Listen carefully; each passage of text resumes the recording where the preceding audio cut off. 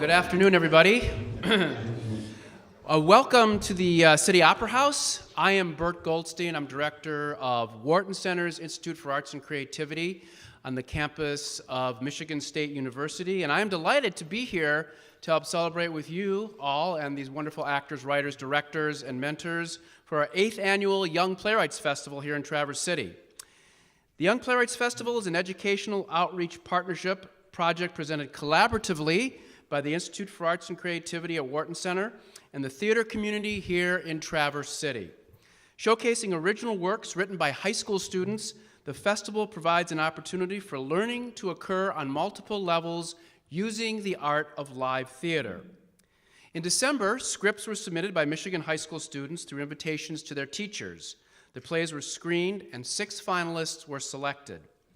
In March, directors for the finalist plays held auditions and cast shows in preparations for rehearsals to begin in April. While this was happening, each playwright was assigned and mentored by a professional theater artist who helped them revise their plays for production over a period of several weeks. The mentors are Joe Zettelmeyer, a Michigan-based playwright, Michael Haney, a Minneapolis-based freelance theater director, Emily Coring, a theater professional from St. Louis, Franny Shepard-Bates with Detroit Public Theater, Samantha Collier, a Traverse City theater artist and writer, and Seth Gordon from the Repertory Theater of St. Louis. So, this is the big day, especially for the playwrights. They have written and rewritten their plays, the plays have been rehearsed, and now comes the moment where we put them in front of you, the live audience. As the great composer and lyricist Stephen Sondheim once said, "The last collaborator is your audience. When the audience comes in, it changes the temperature of what you've written. Things that seem to work so well suddenly become a little less relevant, or a little less functional, or a little overlong, or a little whatever. And so you start reshaping with an audience. So in that spirit, we hope that you now provide them with the additional insight that they need at this point. I want to thank the playwrights for their courage to write their play and let us produce it.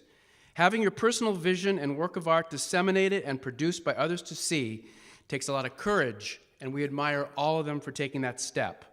This year's writers are Carson Clark from Central High School, Olivia Seymour from Central High School, Hannah Gregory from St. Mary's Catholic, Jonathan Gregory from St. Mary's Catholic, and yes, they are twin brothers and sisters. And yes, this is the second time that's happened. We had that happen in East Lansing last year. Clara Lick from Grand Traverse Academy and Sage Campbell from Glen Lake School. Congratulations to all of them for their hard work.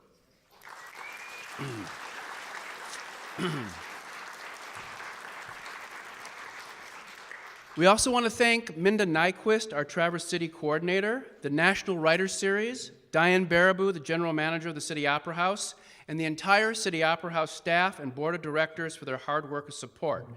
We also want to acknowledge Phil Murphy of the Old Town Playhouse, Up North TV 189, the Michigan Council for Arts and Cultural Affairs and the National Endowment for the Arts, and Michigan State University Federal Credit Union.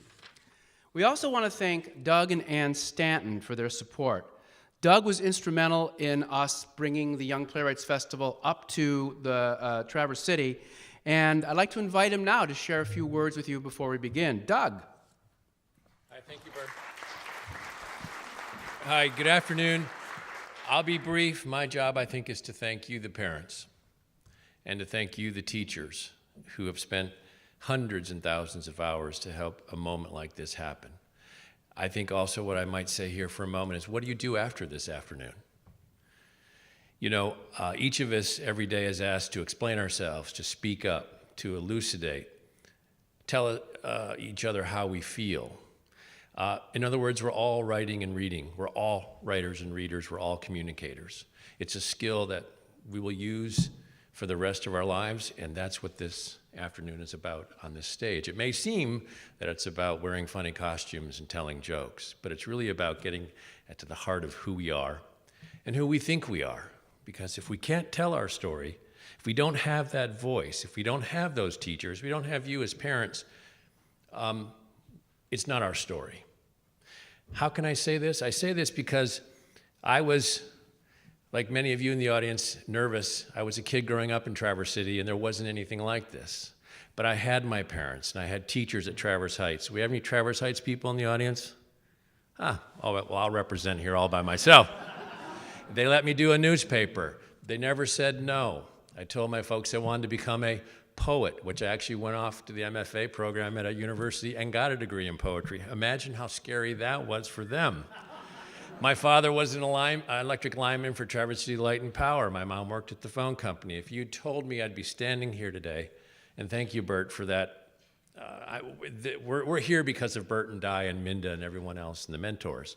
I just had the idea that we could do stuff like this in Traverse City to help kids such as I was when there wasn't an opportunity. When I was driving up and down Front Street, listening to an 8-track stereo on my dad's AMC Pacer. Now, that's only a joke that some of you will get.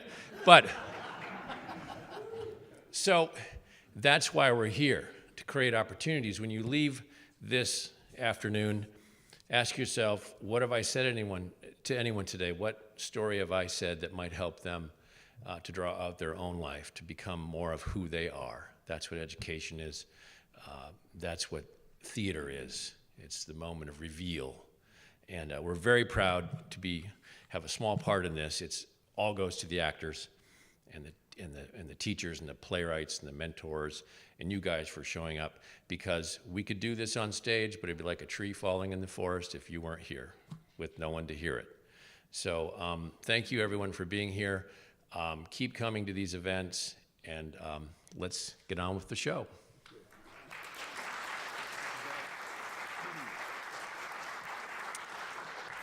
Thank you, Doug. So here's what's happening today. We will see the 6 plays in the following order: The Bizarre Syndrome of a Breaking Girl, and I will tell the parents that that one does have a little bit of language in it, if you're concerned about little ones. That'll be followed by Kitchen Fire, Gathering Quietus. We'll have an intermission. And then the next play will be Baby and the Ballerina, The Thankless Mayor, and then finally Drowning in Watercolor.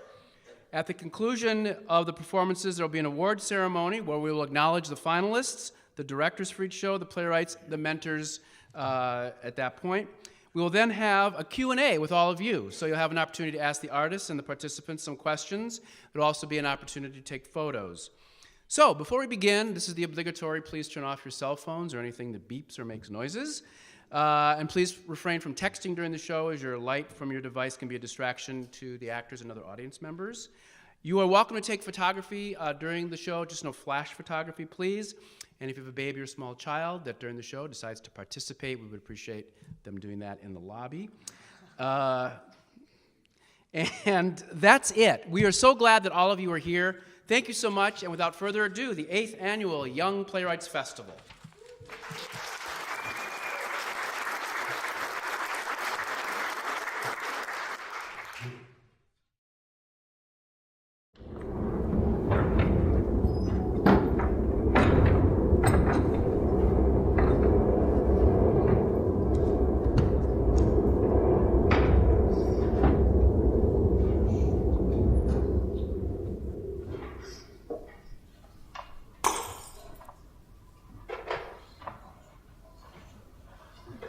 Olive, if you aren't here within 5 minutes, I'm bailing on you.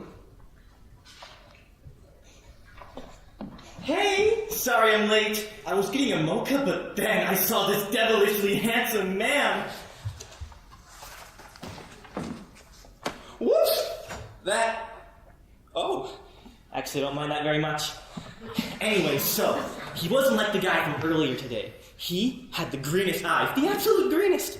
Like, looking into them reminded me of that time I went to that picnic thing and started twirling around like Maria from The Sound of Music. You remember that day? The grass was so green that day. The greenest I'd ever seen. Just like this hunk of a man's eyes. Oh, I practically melted. I knew just then by looking into his eyes. Because I had the power to do that with people, you know. I see into their eyes and I just know who they are. Anyways, I knew that I had found a cunning and beautiful stranger who was a complete individual and unlike anyone else in the whole world. And I knew that he had the power to change my life forever. He was a barista, and he had glasses and jet black hair. Oh, and he smelled like cinnamon, and my God, he was gorgeous. I simply had to steal his precious heart and make it my very own.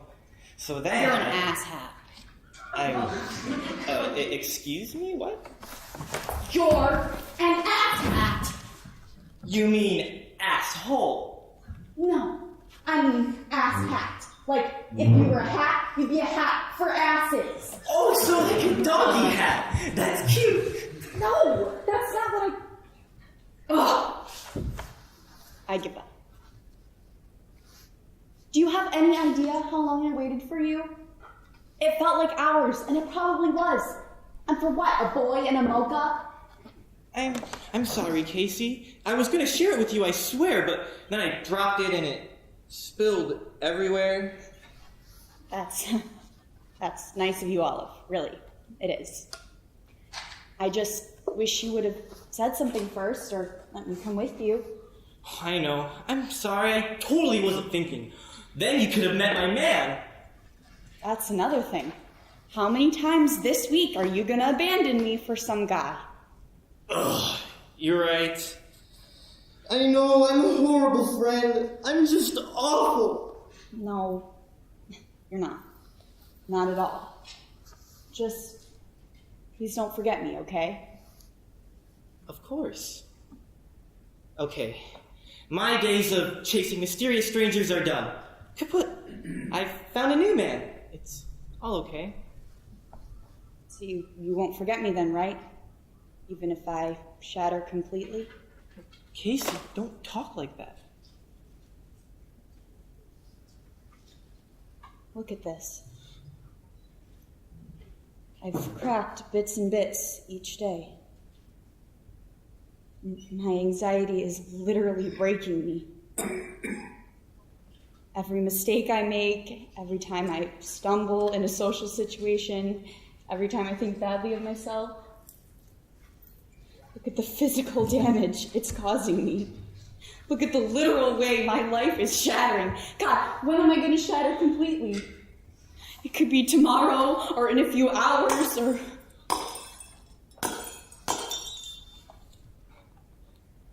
It's going to be fine, Casey.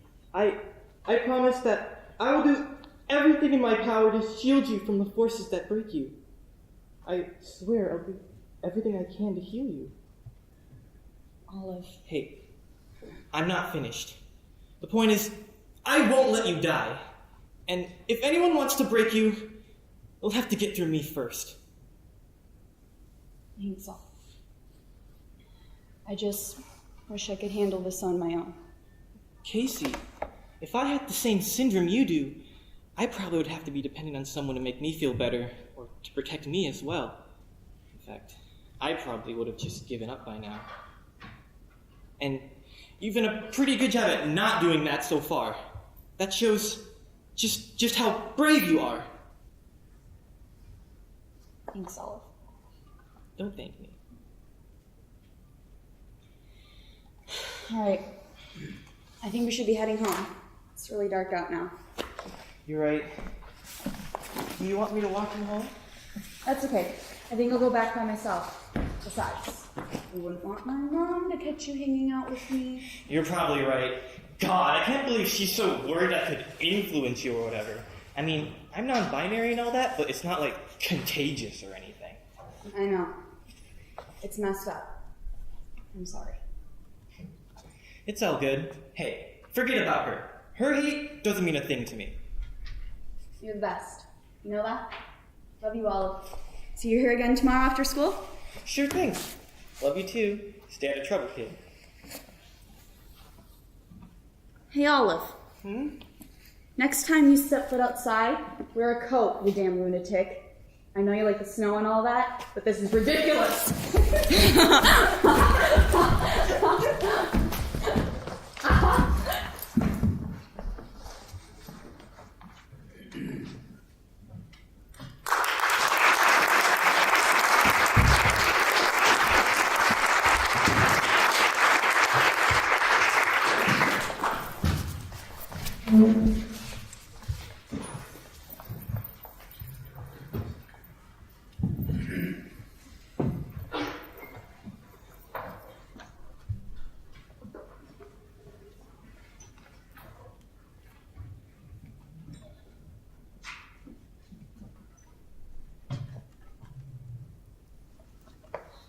Mom. Sorry I'm late.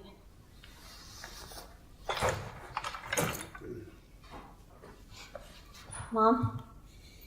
Did you hear me? I said I was sorry. Where did you go, Cassandra? I went to study. Right. Of course. Because you always spend that much time on your studying. Sarcasm noted. I've been waiting for a very long amount of time. I find it difficult to believe that you would find that much time studying. I mean, ever since you've gotten this disease, you've become even lazier than usual.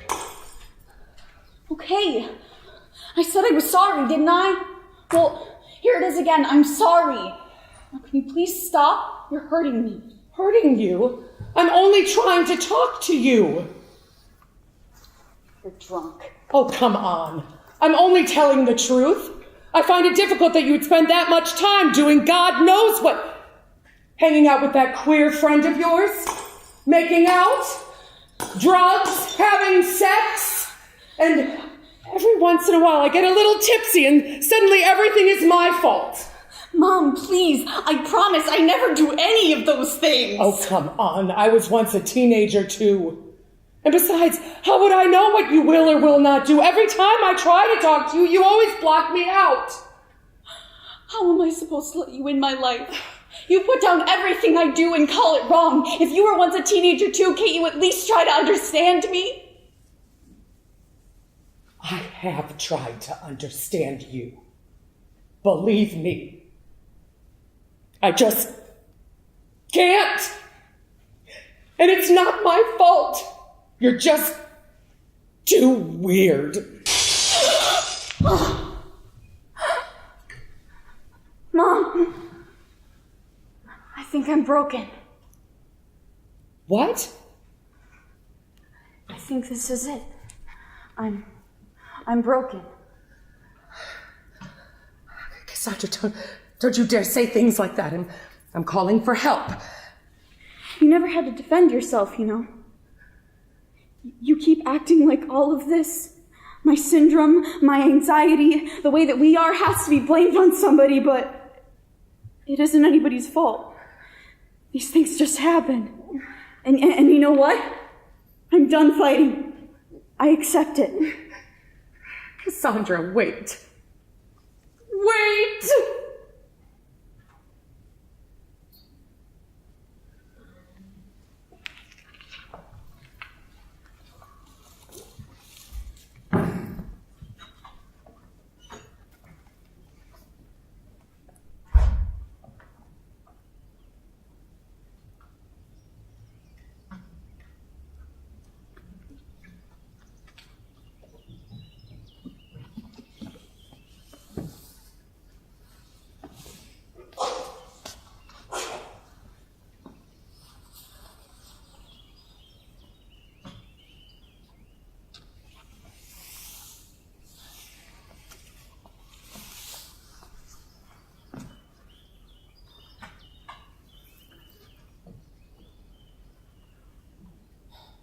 Well, here we are, Casey. It's a beautiful day out today, isn't it? I hope you're happy, even though you've been stuck in that jar for months, listening to me ramble day in and day out about my problems. I hope you're happy with me right now. I figured you would like it here. It seems like the kind of place you would go to spend your time. You know, I was going to take you here when you were alive, show you it sooner. I was going to pack a picnic and we could have sat and looked at the clouds. I know I said that doing that was cliche. Once again, I'm sorry for that, but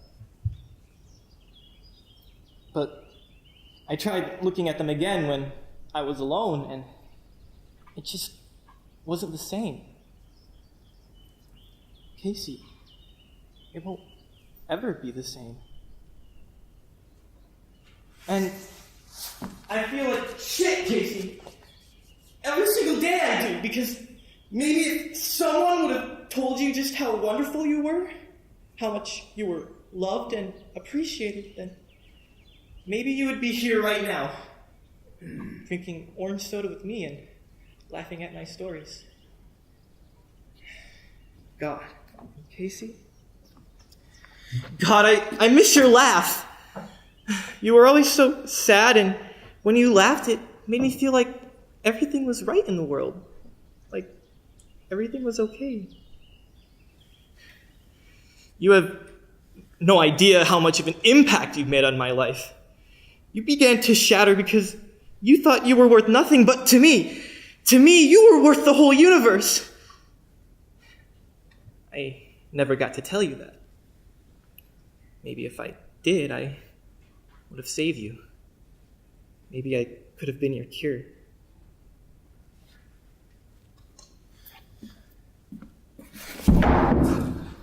Casey! Oh no. Oh.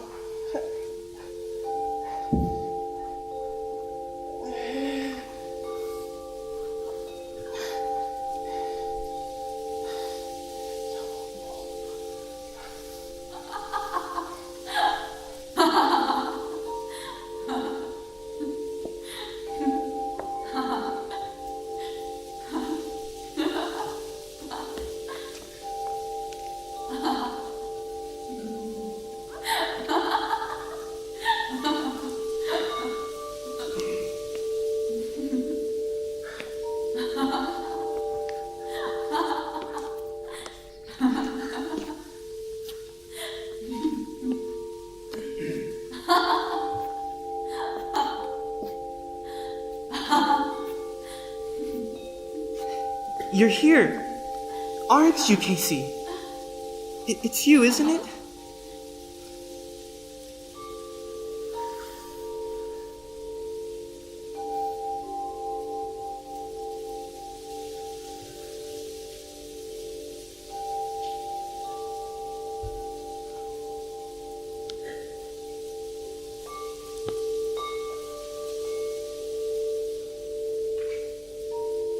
See you later, Casey. Love you.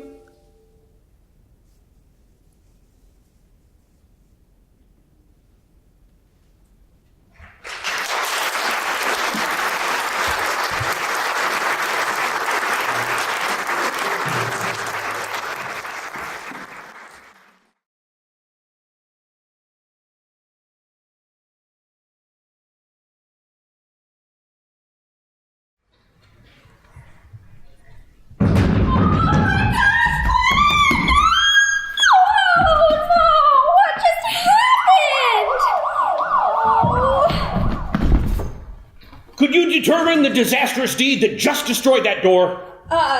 Sure. I'm still not certain as to what just happened, though. I'm going through the house to get some water, and the whole kitchen is on fire. I bolted, and the next thing I know, I slammed right through the front screen door. It came off its hinges, too. I'm not saying I did it on purpose, but can you blame me? No door stands in my way when there's a fire behind me. So in other words, JJ tried to cook again? Well, now that I think about it, there wasn't any fire. Maybe there was just a spider. But it's the same thing. Wait, spider? Don't you realize you just decimated a door? So what happened here? Well, the door met a disastrous end from the distracted damsel. She believes there was a fire, and now thinks it might have been a spider, but she ran out of the building. So have they located the spider? Not yet. But it looks like there might actually be a fire. Look! Oh, hey, are you okay with it? Oh, I'm fine, but I think the kitchen might not be in as good a shape as I am. All right, so how exactly did you light the kitchen on fire? You're seriously asking him? How he lit the kitchen. On fire. Yeah, is it supposed to be a strange question? Considering it's me we're talking about, yes. Let me try to speed this along. Did you cause the kitchen to catch on fire? Yes. Okay. Again? What, Yes. again? Yes, both are true. There have been other occurrences of this? Yes. Yes. Are you new in town or something? New to the job. She just started this week. That's right. I was the head chief in some of the worst cities. I cut crime using, special tactics. And now I just want to relax. So when they gave me a choice of where I wanted to go next, I chose this small town. And I've never met anyone who's burned their kitchen down this many times. Oh, this is nothing. I remember a few years back when I burned down my whole house. Wait, what? What? It's a long story. Oh, okay. Can you at least tell me how you lit the kitchen on fire this time? Okay. Funny story. So, I wanted some cereal, but we were out of cereal, so then I decided to make some eggs. But I'm not allowed to use the stove. So, I thought Pop-Tarts would be the next best thing, and so then I wound up trying to make toast, and we all know how that wound up. It is funny, though. Why? Because you're just starting to wonder why we hired you as our chef? Now that you mention it, Well, hold up. You're the chef? that surprises you? Yeah. Considering your track record with burning things, yes. I mean, it seems you'd be the last person anyone would want in their kitchen. Hey! But you can't see why I would say that? Oh, no, I totally agree, but still, ouch. Yeah. That burn was worse than the one you gave the kitchen. Hey! What? I don't know, I just felt like I should be offended by that. Wow. You could possibly be the strangest person I have ever met. Thank you. I don't think that was supposed to be a compliment. Well, how do you want me to take it? As an insult? Okay, wait. I'll have you know that I'm very proud of my strangeness. Thank you. Wait. Let's not focus on how we're taking things. I have a question. What? Now that you've burned your house down, where are you gonna live? Where are we? Going to live? Oh, no! Oh, my gosh! Oh, no! What do I do? Defenestrate yourselves over this disaster! Don't discourage me. I have been in this decades longer than you. You're still not helping the situation, Dan. We need to figure out where they're gonna stay until they find a new place. I have a question. And what would that be? When you left the station to come to this call, did dispatch ever get the firefighters on their way? You know what I just realized? What? That you're an idiot! Oh, that's... What are you doing now? Well, I am gonna put the fire out, seeing as how the fire department isn't coming. If you want, you can help, but I would rather JJ and Ann not know that the fire department did not show up. Hey, where are you going? Aren't you going to help us? What? What? With what? Finding a place to stay? Oh, yeah. I was just on my way over to the station, check with my contacts, see if they know of some locations, You're going to check with your contacts. With a bucket of water? And only a child's bucket at that. Do you want the help from this darn disaster or what? Well, yes, but... Nothing! Look, why don't you just head on over to the station and give your statement of the incident, okay? Bye-bye. Hey, where do you think you're going? I'm gonna make sure they get to the station safely. Oh, because it's so dangerous for a culinary mess and an arachnophobic to walk down the street at 3 p.m. in a town of an average population of 200. Well, it sounds plausible, right? Not at all! Now come and help me! Before the toast burns the ashes in the... ashes!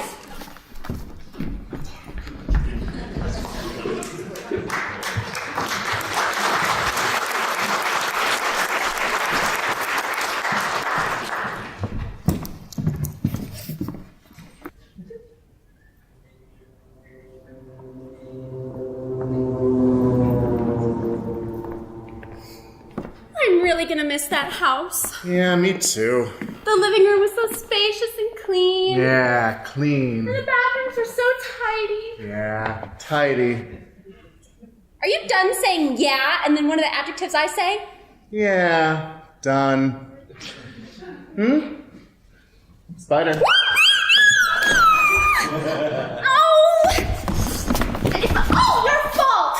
You're the one who decided to make toast. You're the one who probably left the toaster on too long. And you're the one who burned down the house. It's all your fault! Now, wait just a minute. Who hired me? Who brought me into their house? Who pays me to cook all their meals? Because it's certainly not me. That doesn't even make any sense! What? I could be my own boss if I wanted to. Sure, Sure, if your business was to burn down people's houses, you'd be doing a great job at running it. Just go ruin another life, why don't you? Do you really think I ruined your life? That's not, I didn't mean... No. Sorry for messing everything up. I'll just leave you alone now. Wouldn't want to destroy your life any more than I already have. That's not... No, don't want to ruin your life. Goodbye. Thanks for everything. What just happened? He just left me. He's worked for me for over 9 years and he just left me.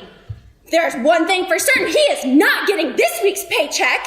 I probably wouldn't have been able to pay him anyway, since my checkbook is more than likely ashes now.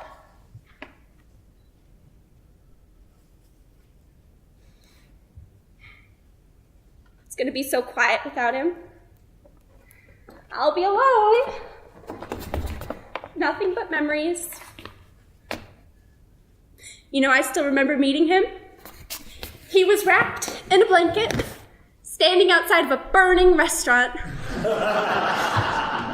just staring at the flames. I didn't know it was happening, but he looked so sad staring at those flames. I was on my way to get takeout from the local pizzeria, and he was still in his apron, and an idea dawned on me.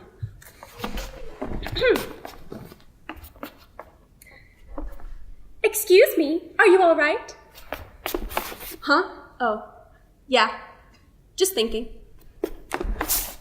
About what?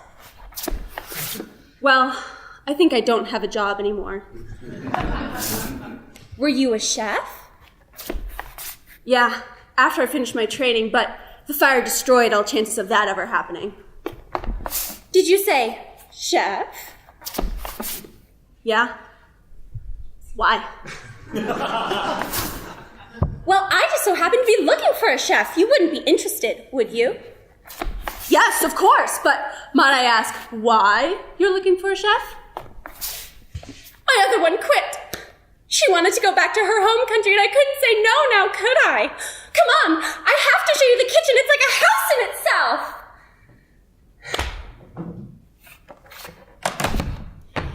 Things really have changed since then. Oh, this is gonna be hard. And not because I won't have anything to eat. I figured out how to make some pretty incredible meals after I tried JJ's attempt at a fried egg and some pasta. I seriously have no idea how he's still alive, or how he got through culinary school.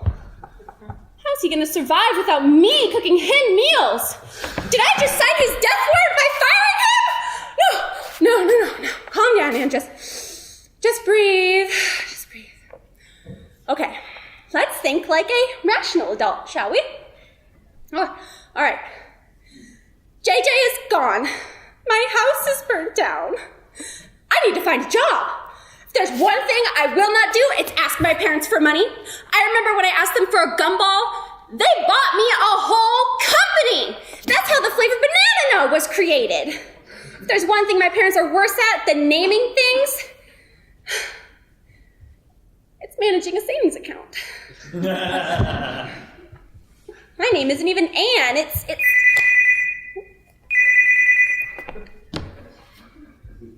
Hello? Officer Sue? What's going on? Why is it so loud on your end? Are you okay? What? Fine, JJ, why? No. Oh, hold on, what? What about the house at 10? Okay. Oh, okay, I'll find JJ. Oh, okay, I'll meet you at the house in 10 minutes. Okay, bye-bye. Well, how do you like that? They think they can call me up and tell me what to do? Well, I won't do it.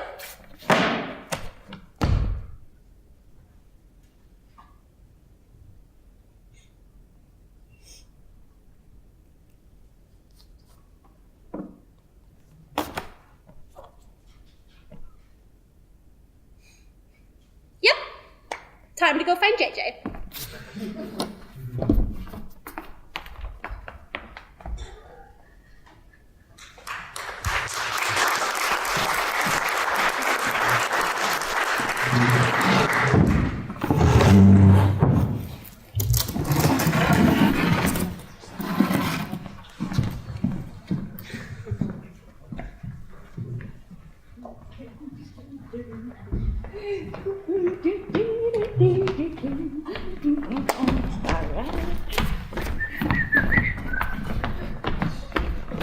All right.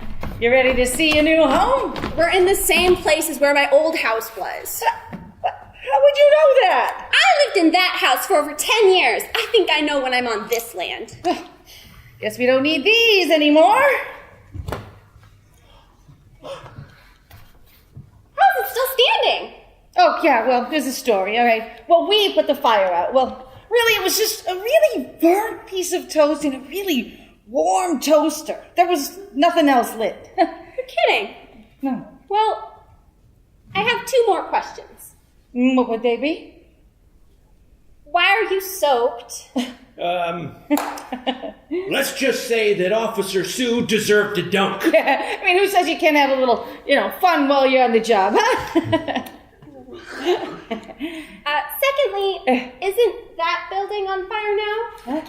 Dang it! A duel of disasters on the same darn day! Dan? Isn't that the station? Officer Sue? Yes, Officer Dan? I have a question for you. And what would that be, Dan? When you left the station, did you turn off the oven? Oh, darn it, Dan! I didn't do it! Neither did I for once.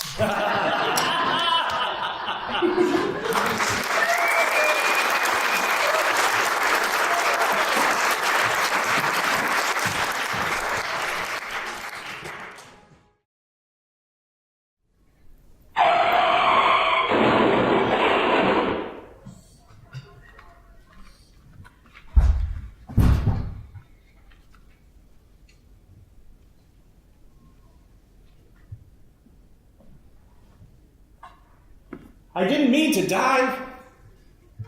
It's so rare that anyone ever would. That anyone would ever want to cut it all short. And I wouldn't have liked to.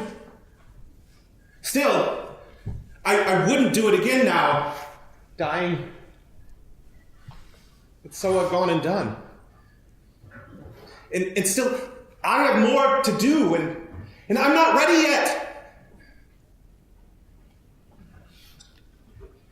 And now I don't know what to do. I don't know if I'm here to wait or not to. Did you see that yet?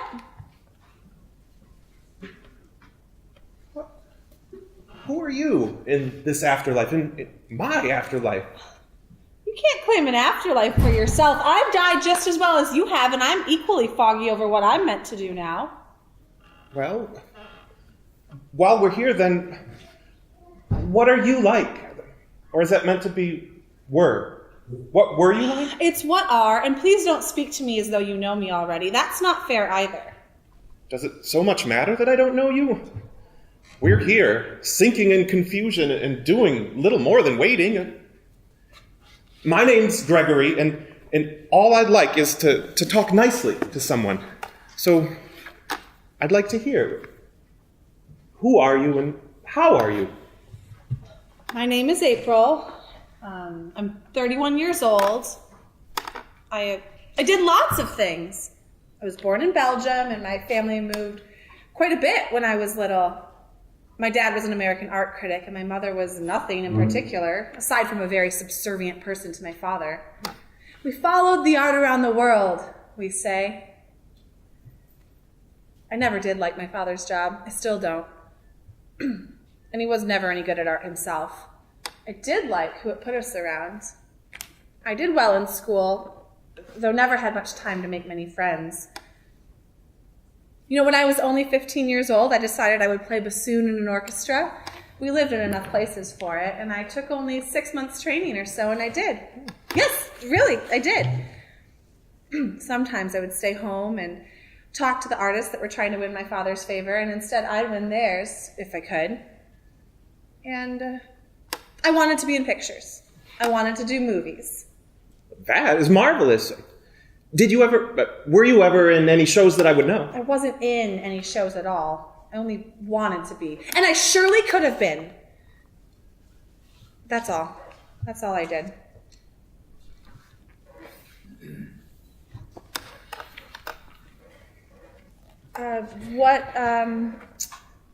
What's your last name, Gregory? My name is Adams. May I talk about me, too? That's a very bland name. Every part of it, Gregory. And I'm sorry, but I think that what you have to tell me about yourself will be mundane all the same.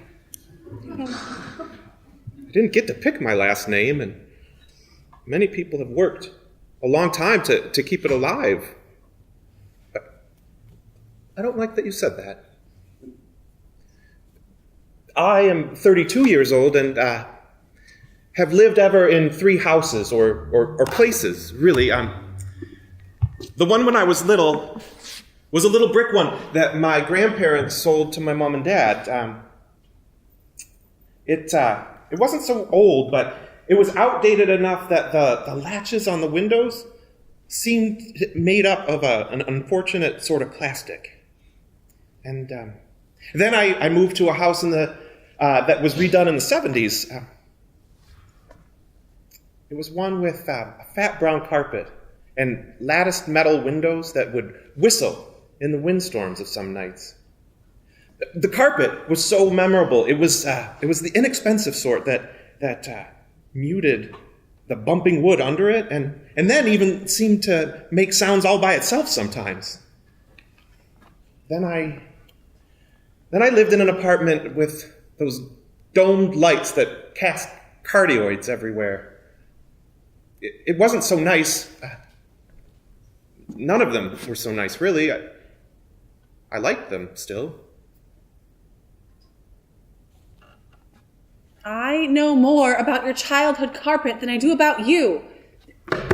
Tell me again, and I'd like to hear about you this time.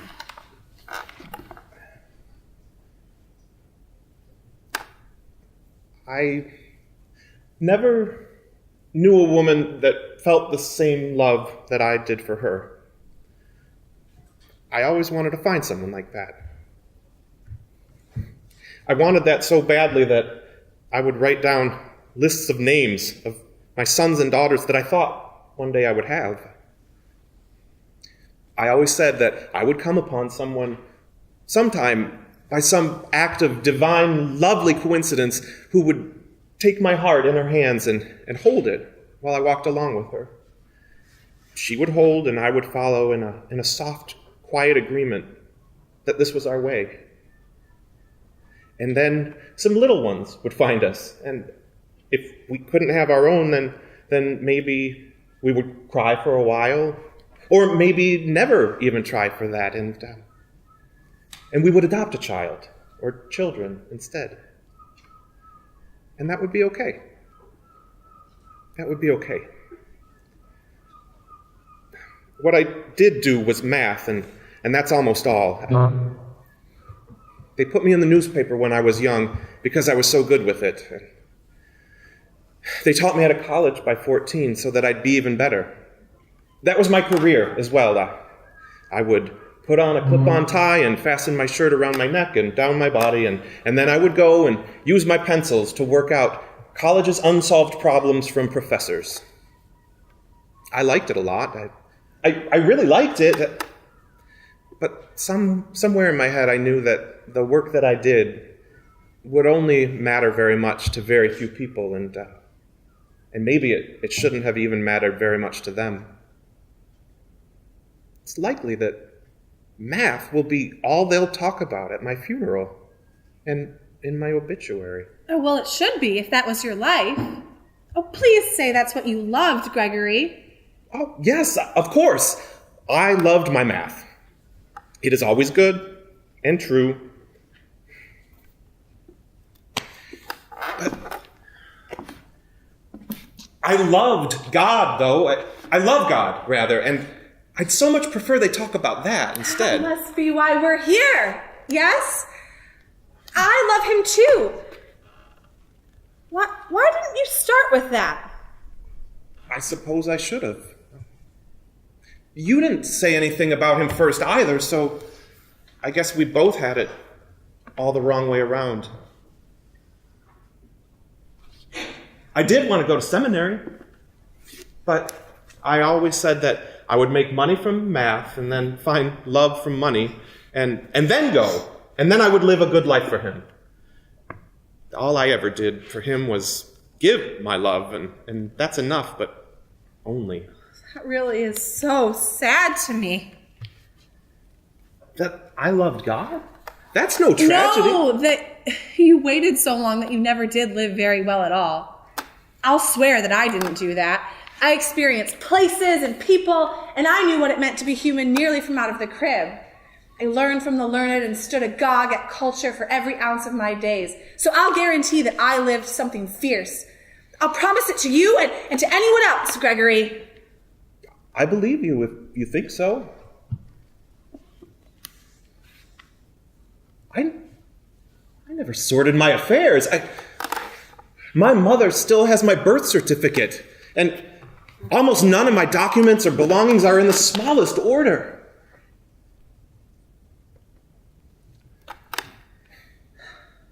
What do you think our funerals will be like? I think that my mother will cry. She was absent-minded, but kind and strongly sentimental, and that's worth something. My brother Archie won't cry. He may even stay home sick. He never talks to anybody. He's a truly bright man, but I'm sure if he died at the same time as me, he'd mean so much less. He'd never talk. He designed houses and sipped expensive reddish drinks with wealthy men, but alright, he talks. What matters is that he never says anything of import. He only agrees or whispers to himself. I think I'd like to have my husk buried in the yard rather than a cemetery. Well, the yard's where we put my dogs and cats that died, and I really liked them, so I think it'd be fit for me. But that won't be, though. For my sister, we'll have my body cremated and thrown from a hill or something, in what she'll call a ceremony, or something needless of the sort. I thought that I would like talking about this more, but I only died nearly 10 minutes ago, and it's sad to think that nobody would have known me so well that they'd know what I like. Well, you won't be there, I think. So don't waste your mind worrying about the fact that they're proceeding with your after party incorrectly, even if they are. I'll pretend that they did it like the Vikings. Like in movies. They'll cast me out in a little decorative longboat with the sail wholly alight. The glow will spread all over me and down my face, and then I'll sink somewhere into the North Sea, down with the most magnificent twinkling fish and Bronze Age coins. Gregory, why did you die? Why did you do that? I was the loneliest. And though not sick in an immune way, I was sick to the stomach and the heart and the head. And I was really tired out. I never dealt so much with wine or spirits, but I felt bad, and I wanted to try to see if they would make me feel a little bit less so. It wasn't long, and I was muddled. I was all lost out in the street, wobbling, and I couldn't see, and I thought that it was dark out, and really it was. And then someone came around the turn and hit me badly hard, and so I laid to the sidewalk for a while and maybe slept or something like it. A medical person came, and I wasn't there very much anymore, but I said, as some very poor and entirely unremarkable last words, "I love you, sir. Please don't forget that I love you. I love you all. It was a very bad thing of me to do, and I shouldn't have been there, and I hope that I didn't hurt anyone else. And I didn't mean to hurt myself either." But I already said that. Gregory, I think we can both see that we can't call that hope fulfilled. I was the driver, Gregory. I think you've known that I was. It's a whole world, and it's not so likely. People die all the time, so maybe Maybe it wasn't us, and we confused each other for others. That's not true, you know. I was driving like normal, and then someone was in the road that I couldn't ever have seen. And then I turned off the road like you're not supposed to do, and I left nearly immediately. Glass, I know, was everywhere, and the front end of my car was folded in like a leaf under a winter boot. Gregory, I had a lot more good to do back there. I'm as unprepared to be gone yet as you are, so what you did was unfair and unkind to me. I was worthy and good, and I don't know if I have any of that anymore because of you. Know now that you're really a killer.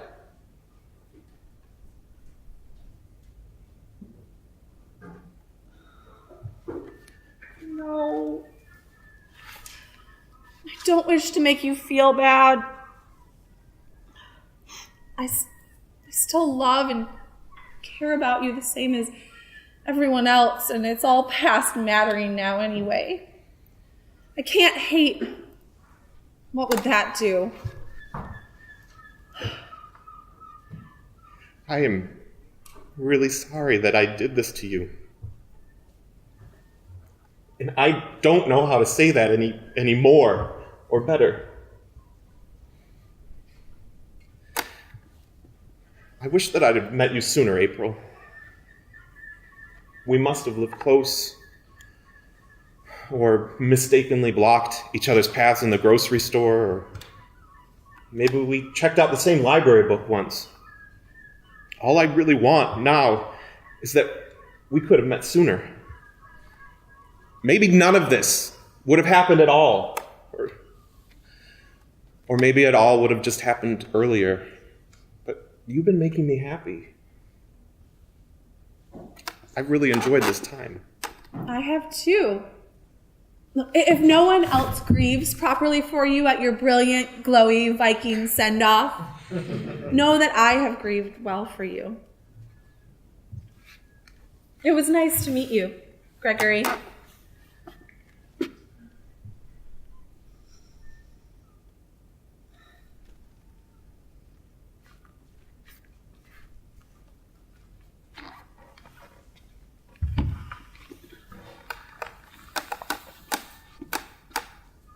Do you think we get to go back or see anything?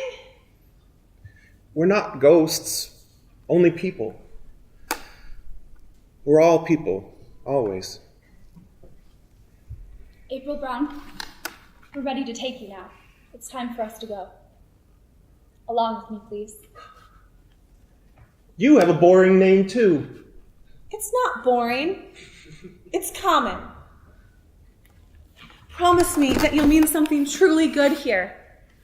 If you do, I will too, and we'll both be so good. I promise you, with anything that I still have left, that I will be.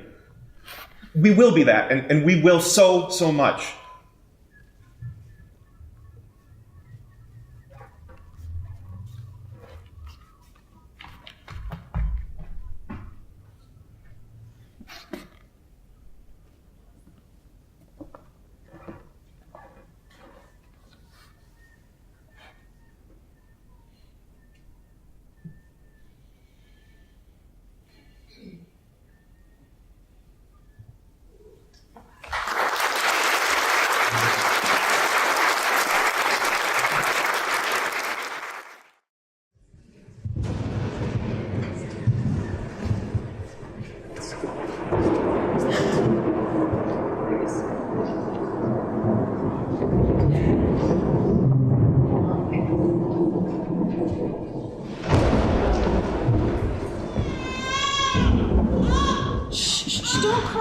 Don't cry. Oh, please don't cry. Mama feels so awful when you're sad. Oh, that's better, little one. Guess you woke up, huh? Woke up and cried for Mama, didn't you? Well, Mama's got you. Oh, look at you, Pumpkin. You are getting so big. Mama has to hold you with 2 arms now. Mama, What are you saying? Are you saying Mama, smart girl? Oh, that's right. That's so right. I am Mama. And who are you? You are Clara, of course. And it's a beautiful name. Oh. Do you know how you got your name, baby girl? You are named after Mama's very first leading role, Clara in the Nutcracker. Oh, I wish you could have seen me, Pumpkin. It was perfect. My costume was gorgeous, and the music was beautiful, and I just felt so wonderful, spinning and leaping in the center of that stage. I was so very young then, only 13, and all the older girls were so terribly jealous when I got picked. Absolutely everyone I knew came to watch me dance, and they all told me what an amazing Clara I made.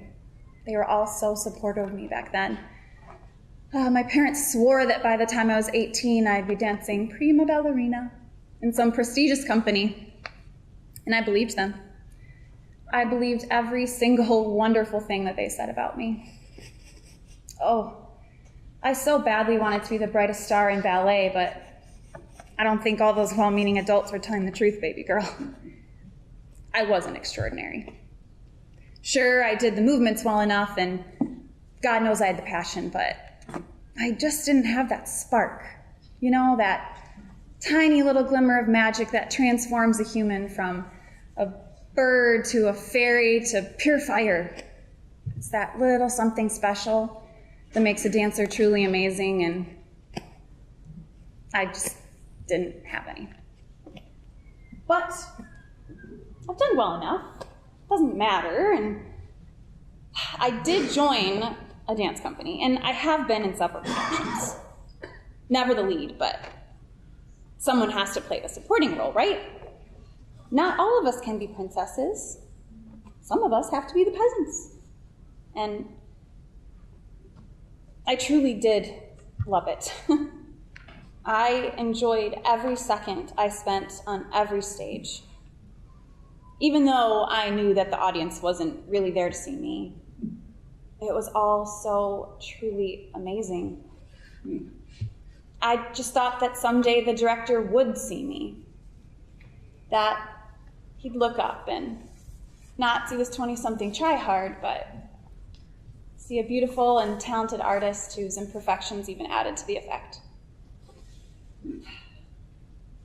I just thought that someday I would get my chance to be in the spotlight, that if I stuck around long enough, I'd get my chance. But you know what, baby girl? Last night, I found way in the back of this closet a shoebox full of a ton of pictures of me. 20 years worth. I didn't even know it was there. There was one when I was 5, dressed in a fluffy pink tutu on my very first day of dance class. And one from my first day dancing professionally at 18. So serious, and I'm playing black leotard. And then at the very bottom, one from about a year ago, when I was a swan in Swan Lake. That was my last role, you know. About a month later, I found out I was having you, and I had to stop performing. Anyway, in the picture, I'm crouched in this tiny dressing room, and I have stage makeup slathered all over my face, and I have my arms draped around a few other girls in silvery leotards, and I am beaming. I'm grinning toothfully at the camera, and I look so, so happy. Last night, looking at these pictures, I realized something. My entire career, it's pretty much over. It's done. And I'll never be seen now. Because I had you, little darling. And you mean so, so much to me. And I would never trade you. Not for all the sugar plum fairies in the world. But it still hurts to think that I'll never be back on that stage. It's impossible to think I'd even be allowed to. My company won't want me. Not now. I know the drill. Dozens of fresh-faced little girls will have shown up clamoring to get my place, and they all will have been able to do my part just as well as I was. I guess I've always been replaceable. I'm nothing special. And it's just a fact. So, here we are, little one. Neither of us is going anywhere. There's no point in crying. Things are as they are, and goodness knows that we can't change them. There. No more crying. Let's dry your tears. Come on, baby girl. Let's go watch the rain. Oh, look, isn't it pretty? You see how the rain splashes against the window pane? And do you hear the thunder? It's so loud. Mama loves the thunder. And I think you do too. Look at that smile. Oh, look at that beautiful smile. Huh. Who's calling? Who do you think's calling, Mama and Clara? Should we look? Well, what do you say? It's Grandma. Should we answer? Think you're probably right. Ella? Finally, I've been trying to get a hold of you all morning. I have the most wonderful news. Where are you? Can you talk? Never mind. I can't wait any longer to tell you. I just found a wonderful job for you. It is perfect. Simply perfect. Wow, Mom, it's really nice of you to think of me, but I'm really not looking for... Oh, you can thank me later, darling. Now listen to this. The prep school downtown is looking for a dance teacher. Do you know which one I'm talking about? It's that high school that has those poor girls wearing those atrocious ties. St. Catherine's, I think it's called. How else can I describe it to you? It's a big gray building with little eagles carved in the front entrance. Of course you don't remember. It's been so long since you visited home. Mom, I remember St. Catherine's, and it's great that they're hiring, but I can't apply for that job. I live here now in Chicago, and you and that school are all the way up in Michigan. Andy will never want to move. You know that. Besides, that school has their teachers working all hours. I'd be teaching all the time, and Clara's still so little. I can't leave her, not yet. Don't be ridiculous, Ella. I thought you wanted to dance again. Haven't you been moping about not being able to ever since Clara was born? Well, here's your chance to get back to ballet. My sources tell me it's a highly prestigious position, very technical. You'd be teaching actual ballet to competent students, not twirls to 3-year-olds. I know it's not exactly what you wanted. I know it's not the stage, but the pay is good, and you might find that you love teaching. I could watch Clara for you, if that would make you feel more comfortable. Your father and I wanted to spend more time with that sweet baby anyway. And we could help you move. It wouldn't take much. You haven't got much. It'd be a quick job. A few boxes of your clothes and Clara's toys. Mom, I can't move. I really can't. Andy's work is here. Our lives are here. I can't just uproot my family. I don't see why. You haven't given me one good reason why you and Clara couldn't live a bit closer. Michigan has so much to offer, a job for you and grandparents for Clara. And well, I suppose that your husband doesn't have much to gain from moving, but that man gets everything he wants. No one ever tells him no, and he goes straight to his head. Andy has such an inflated sense of self-importance, Ella. I have no idea how you put up with him. I personally couldn't stand listening to him drone on about that startup of his for more than 5 minutes. How could any man be so in love with himself? If Andy doesn't want to move to Michigan, then maybe you should just leave him behind in Chicago. It'd be no loss. He's so absent from your life and from Clara's. I'm not leaving Andy, if that's what you're suggesting. Why? Because I'm married to Andy. We got married 2 years ago in a tiny church near his parents' house. You were there, remember? I know that, Ella. I wouldn't complain half as much about Andy if he weren't related to us. I don't see your point. My point is that he's my husband and Clara's father. To leave would be to give up on all that. Clara and I would be alone. If I left... You'd be happier. I'm not sure that I would, Mom. I'm not sure it's that simple. Well, obviously I'm not saying that moving would be simple. It's just that you seem so miserable every time you call, Ella. I mean, honey, I just want what's best for you. And I think home is what you need right now. I'm not sure that I want... Come home, Ella. Take the job. Let me help you. Claire's hungry. I'll call you tomorrow, okay? Fine. But think about what I said. Bye now.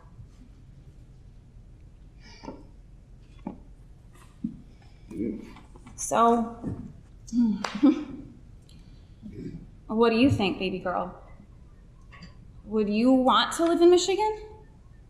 You've never been, I know. But maybe we could use a change. And you'd like it there. I know you would.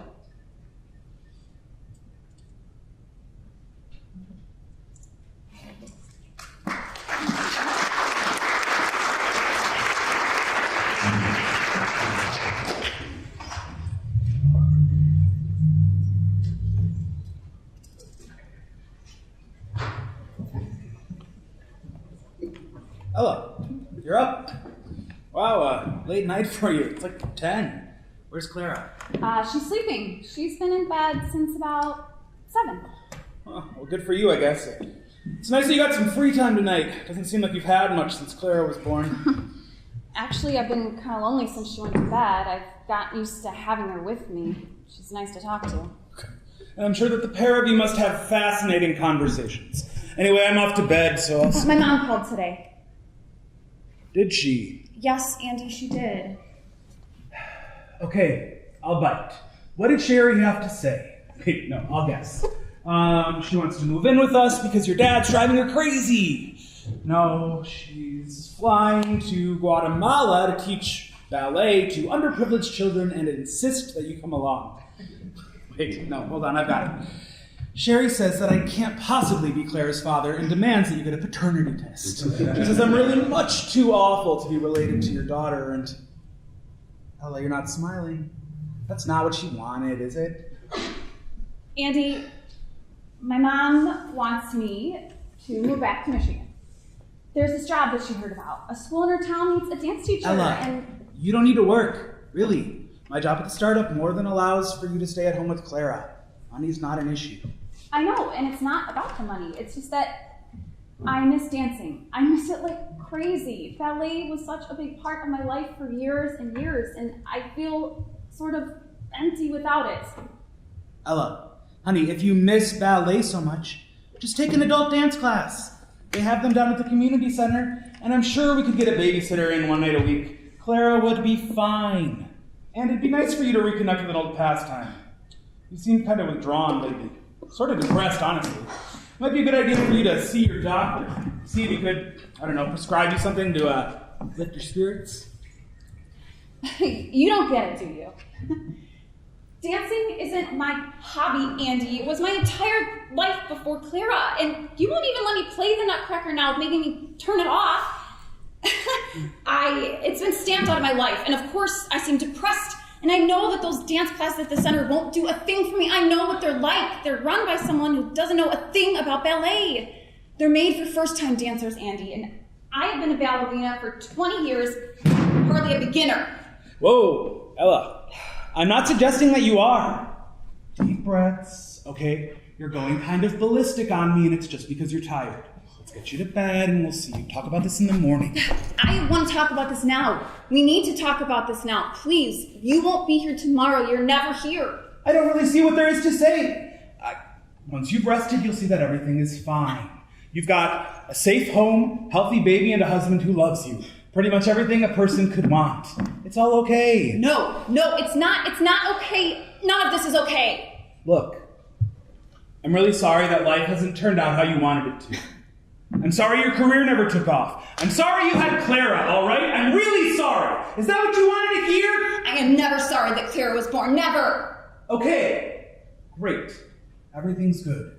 Can we go to bed? I am never sorry that Claire was born, and I don't regret giving up the stage for her. I would never regret that, but something is still missing inside of me. There's a hole in who I am, and I have no idea how to figure it out. I'm not a ballerina anymore, so who am I? Claire's mom and Andy's wife and Sherry's daughter, sure, but those are roles, they're not identities. I don't have a clue who Ella is. And maybe going home would give me a chance to figure it out. Maybe going alone would give me some space too. Ella, come on. Don't be dramatic. You just need to get some rest. That's Claire. You can go to bed. My baby needs me.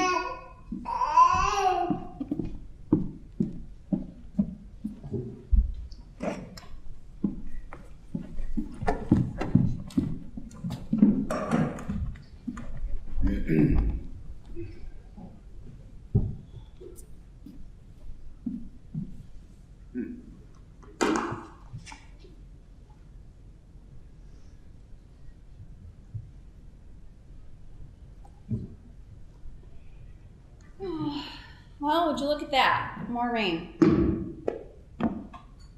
Mama loves the rain, baby girl, but some sun would be nice.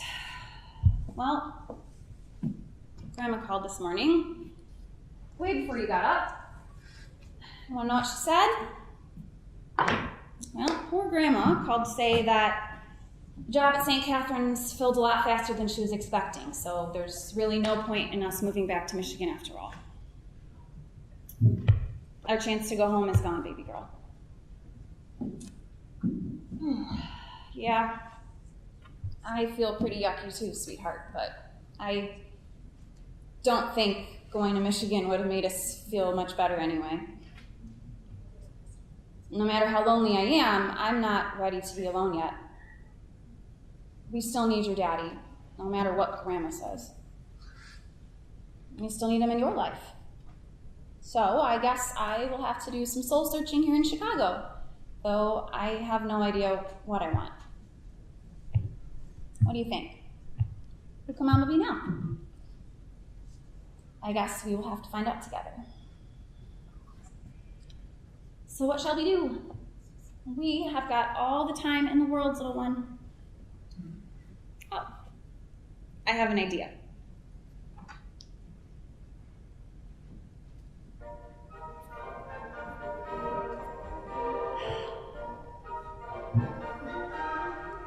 So, what do you think?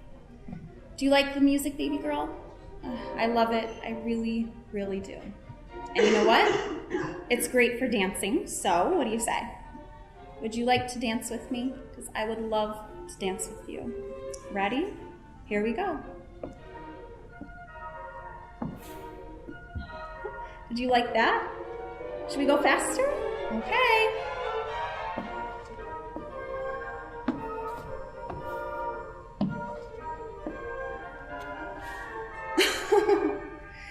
Oh, listen to your laugh, your beautiful laugh.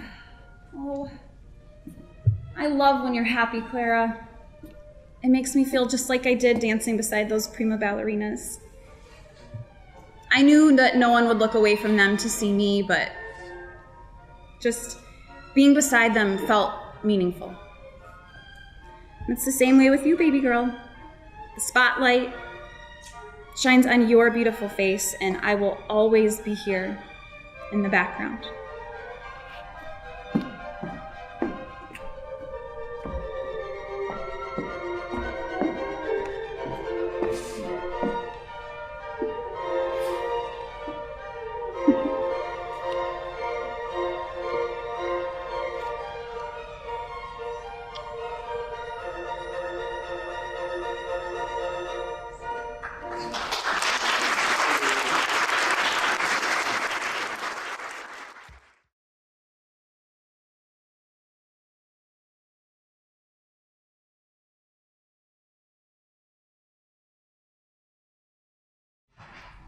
Oh, that break does not do my job justice. Waking up every morning to catch the bus at 7, working from 9 to 6 to get what? A measly 30 minutes off? I should have listened to you, Sherry. I should have just kept that job at the bank. No, Indiana's not overworking me. Well, okay, I guess he is, but not intentionally. There's just not a lot of appreciation for my work, you know? A little thanks or great job would go a long way. Oh, well, I can hear the elevator coming. All right, talk to you later. Love you, sis. Bye. Afternoon, Elizabeth. Hello, sir.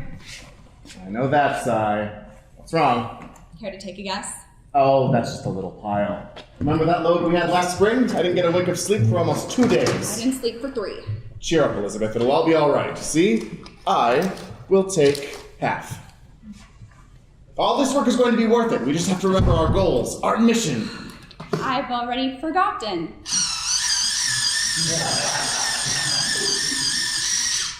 Well, let me illuminate then. The city, before us, was, well, in need of some improvement, to put it mildly. But after just 1 year, we have elevated infrastructure, encouraged business, and beautified parts of the city, all on a limited budget. Now, imagine what we could do if we had more. Have you seen our funds lately? We can barely afford to buy a pack of paper clips, let alone finance a total facelift for the whole city. And that's why I've put together a little something in this year's budget. First, where do you get funds? From taxpayers. And where do you find taxpayers? In restaurants and businesses and homes. But nobody wants to eat or work or live here because city life is still not quite up to par for those suburbanites. So, here it is. My plan to refill our coffers. We revitalize downtown, put in some fine apartments and restaurants. What do you think? Exciting stuff, right? Wow. That certainly is an ambitious plan. Have you talked to anybody else about it? I ran it by the council. They shot it down like they do all new ideas. Those Luddites still work by candlelight. But I think I can scrape together enough money to put together a pilot project, just to show them it will work. Where is this money coming from? Just a little siphoned here and there, mostly from tedious community renovation projects. If all goes well, the budget should balance perfectly. And if all does not go well? Well, then I suppose the city can do without a few non-essentials. We'll still have the police and the firemen. We just may have to do without some things like the community arts restructuring project. I don't know about this. The ends will justify the means, Elizabeth. Just you watch. This is going to be the crowning achievement of our administration. Now, what's on the docket today? You've got to plan your visit to the elementary school, call Commissioner Lewis, and sign a few forms regarding the maintenance contract for the park. Plus, the papers you're holding. I will take these.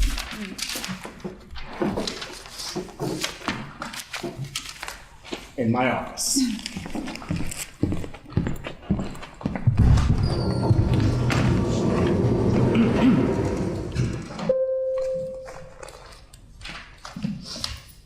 Where is that man? Oh. Hi, Andrea. Do you have an appointment here? Wait, you can't just barge right in without an invitation?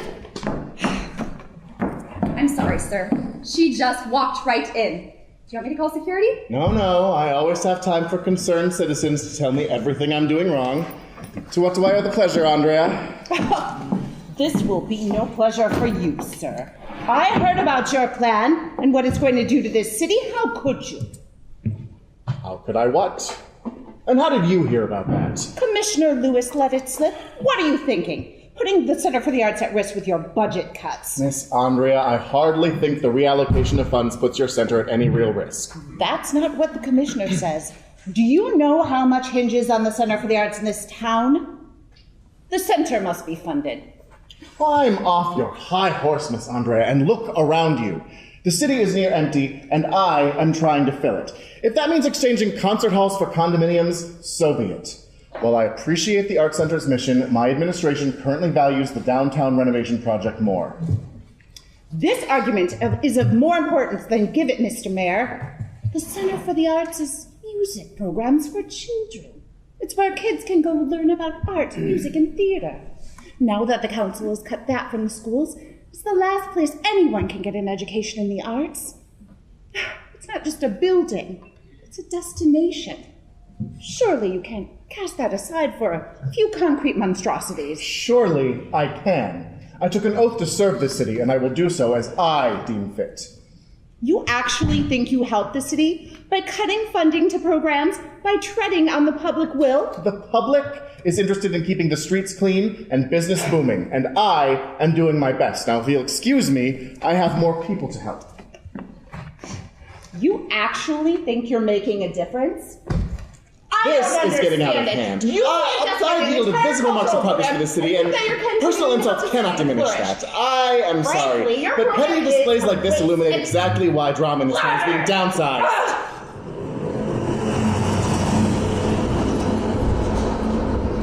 Enough. This is clearly getting us nowhere. Elizabeth, will you please show our visitor to the door? Certainly. This way, Andrea, please. I meant what I said. If you won't reconsider your budget, then you better reconsider your place in this office. Good day.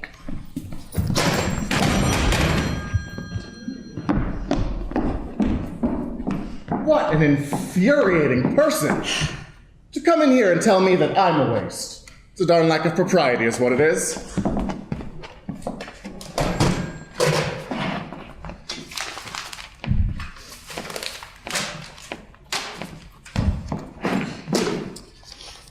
Elizabeth, you don't think there was any truth in what she was saying, do you? Elizabeth! What?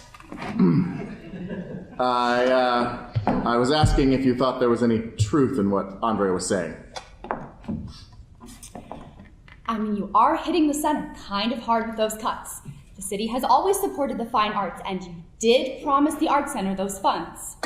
That is all well and good, but things are different now. There have been recessions and crashes. Somebody needs to pull the city back up onto its feet, and I am the one to do it. You know, I understand that my plan isn't perfect, but it can help. But not if it's put in conflict with a program that has nothing to do with my mission goals. Your mission goals? Sir, what has gotten into you? You're sounding brash and inconsiderate. I will do what I have to help the city. If that means opposing the council, even you, I will do it. What does that mean? Hey, where are you going? Sir!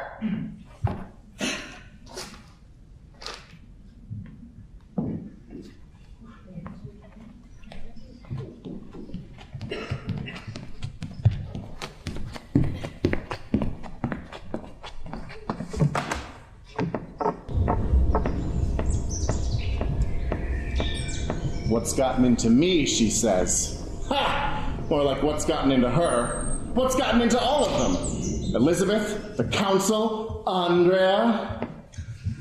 Why can't they see that this project is vital for keeping the city afloat? We need urban growth and renewal. A new city center for the arts can't do that. It just can't. Why can't they see that? They're just too inflexible, that's what it is. But even Elizabeth is against me! Hey, buddy, are you all right? You seem a little rattled. Oh, sorry. Rough day of work, you know? Tell me about it. I just heard that I might get laid off in a bit, so I get where you're coming from. Hey, have we met before? Oh, no, I just have one of those faces. Crummy news about your job. Where do you work? I run the musical education at the Art Center down the road. Hey, you want to hear some intel? The mayor wants to cut our funding. That's why I'm going to lose my job. Now, I don't mean to bash the guy. He has made this park a bit safer after all, but this is a bit of a rotten deal. I mean, sure, a lot of the money promised has been going towards renovations, new equipment and the like, but it's also been going to pay me, and a lot of others too. And it's not like we can get extra jobs. I mean, we each invest all our time into keeping the center afloat. Well, I'm sure he's got his reasons. What do you do down at that center anyway? It never seems all that busy. You've clearly never been there Friday nights. We host a little community arts showcase, and the place is packed. People will take any chance they get to make a night out of the city. I mean, we see people maybe go down to the new restaurant downtown, maybe stop by the park for a stroll, and then they head down to the center. And sure, we see everyone, even people who have long since moved out to the burbs. There's a lot of money flowing around. You know, it's pumping a lot of life into the city. Huh. I've never heard that before. But that's just Friday night. What about the rest of the week? What about tonight? You got a lot of questions, buddy. I'm heading down to the open house right now. Might as well make use of the space while we're still staffed, right? No, I can't. I've got to, You know what? Sure. Right down this way? Yep, just follow me.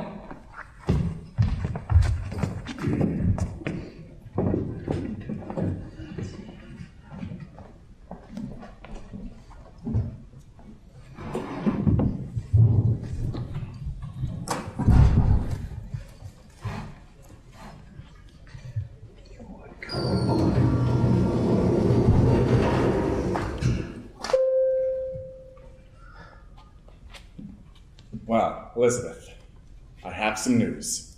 Hopefully it's good. Good and bad, depending on your point of view. First, after a deep and insightful meeting with a focus group, I have decided that the City Center for the Arts is too important to lose, and I will work to secure its funding. Well, I'm glad you finally came to your senses. That is very good news. But my downtown renovation project is still going forward. I just figure, since we're doing some urban renewal, we can't forget about the local interest. The two complement each other. Exactly. That's what I was trying to tell you earlier. Find a happy medium. It's not what it sounded like. But I suppose I forgive you for doubting me and my policies. It happens. Sir, nobody, except for maybe Andrea, was doubting the validity of you or your proposal. Certainly I wasn't. It's not what it sounded like earlier. Your plan is inconsiderate and all that? Goodness gracious, I was talking about your plan to defund the Arts Center, not the Urban Rehabilitation Project. I read in between the lines earlier. I know that we don't always agree on policy as much as we once did, but I really rely on your support. To lose the backing of my second in command, my advisor, well, it was shaking, to say the least. Listen, I trust you. I think you're a good man with good ideas, and while I might not always rejoice in your policies, I am still with you, all the way. You've got a decent plan. It needs a little refining, however. You can't just hinge a city's budget on a single renovation project, and that is where Andrea has a point. Let's not leave before looking into this. We'll go through the process, hammer out a few proposals, and we'll get this done properly. In the meantime, please negotiate with Andrea before she organizes a mob. I didn't know you felt that way. I will get to work. Sorry I stormed out of here earlier and left you with everything to do. Forget about it. You're doing as best as you're able. I didn't do your paperwork for you, however, nor do I plan to. Right. That paperwork. I will get to it just as soon as I call Andrea. Hey, why don't you take the rest of the night off? You certainly deserve it. I can close up here. No, I'll stick here with you. I know that I don't say this enough, but thank you. We both know you're the stable one in this office. If it weren't for you, I would probably suffocate in this swamp of paperwork. So thank you for everything that you do. I know you do the same for me. Well, wish me luck with Andrea.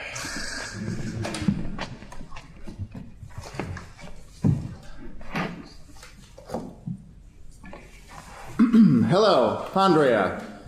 It's Mayor Indiana. No. No. No, and there is no need for that kind of language. Hey! This is a peace deal. I've got a compromise if you'll hear it. Well, I met one of your guys down from the center, and I went to one of your open houses. You've got some really interesting stuff going on down there.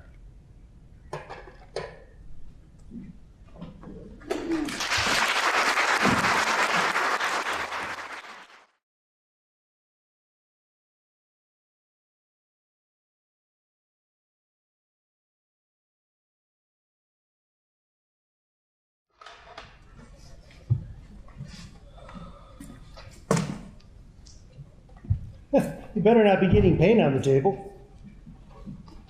I'm not. What are you painting? I'm not sure. I'm not too far into it. What's that? Jeanette made us a meatloaf. Fridge is already overflowing with these stupid pity dinners. Throw them away then. I'm perfectly capable of making my son dinner. Fine.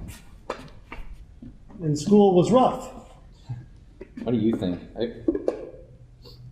3 weeks worth of homework to catch up on. Think they cut me a little slack? You and I both know the last thing you want. Pity. Yeah, I guess. You know, everyone wants to know how I've been, how I'm holding up without her. It's not really a question you should ask. I wasn't in the mood. And how much have you missed? Enough work that I'm practically drowning in it all. Calc tests, anatomy quizzes, and way too many AP Lit papers. There's this one project in AP US too.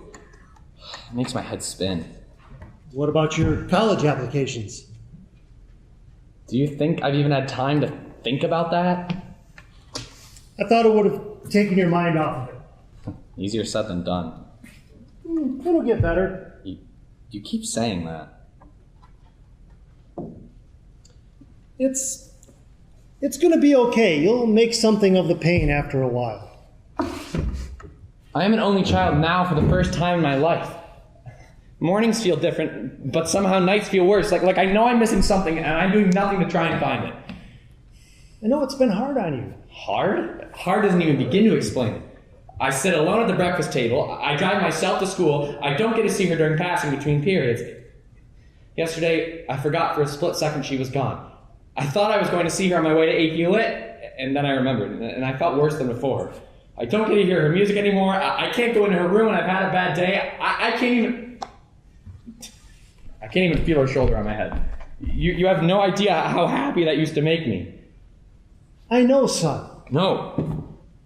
Twins feel it differently. What's the red splotch?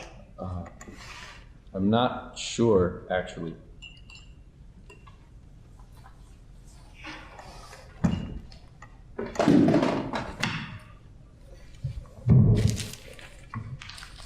The painting. It's a dream I'm having. I'm not sure what of. I can't see it clearly now. How often have you had this dream? Only a few times. You're using watercolors. I like the way they look on the paper. Almost translucent, kind of like a ghost. Do you want to talk about this with somebody, the dream? That's about the last thing I want to do.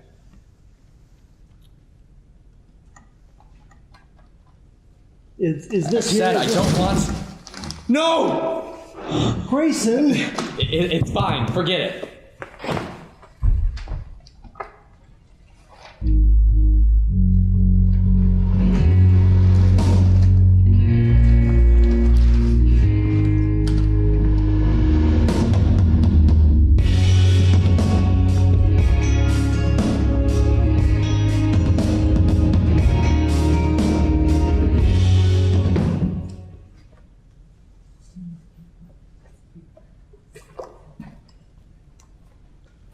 Working hard on the college applications, I see. I'll get to them. This is your future, Gray. You have to make choices now. Like whether you're going to go to school for science or golf. It's things like this that are going to matter in the long run. When I was your age, I knew what I wanted to study and where I wanted to go. Well, I'm not you, Dad. I've got to finish this painting. I've almost got it. And when you're done with the painting? I'll work on them, I promise. Will you at least take a break for some lunch? Not hungry. Damn it, Gray! Put the paintbrush down for a minute. School is what's important now. I don't want to finish them without her. Liza was doing hers while I was doing mine. We were going to apply to the same schools, so it'd be easier for you if we got into the same one. For me? So you don't have to ship your kids off to opposite sides of the country all of a sudden. For the first time, you'd be completely on your own. You thought it'd be easier that way. And you two decided this yourselves. She was one with the idea. I was just the one that went along with it. always knew what she was thinking. I could tell what she was going to do before she did it. Like that one night she was going to sneak out to see Jonah. I knew she was going to go out the bathroom window, and I was already there when she arrived. That night, Jonah got so drunk, he barely knew his name. I might have saved her. If she knew he was going to take her there, she never would have gone. That's why she trusted me with so much. That's why this bothers me. And the dream? Well, that too, but I can't figure it out. This was the one thing I never saw coming. And it bothers you that you couldn't stop it before it happened. I opened the door and I can't unsee that, Dad. I know, son. No, you don't. She was my sister, and not only that, my twin. I get it. Do you? Because I can't forget about what happened, but you seem to have moved on. Moved on? I don't know, Dad. This whole thing haunts me, but you keep saying that it'll be okay, that you know what I'm going through, that the pain will stop at some point. When? You think it doesn't haunt me too? You think you're the only one who has nightmares, Grayson? I've had them too.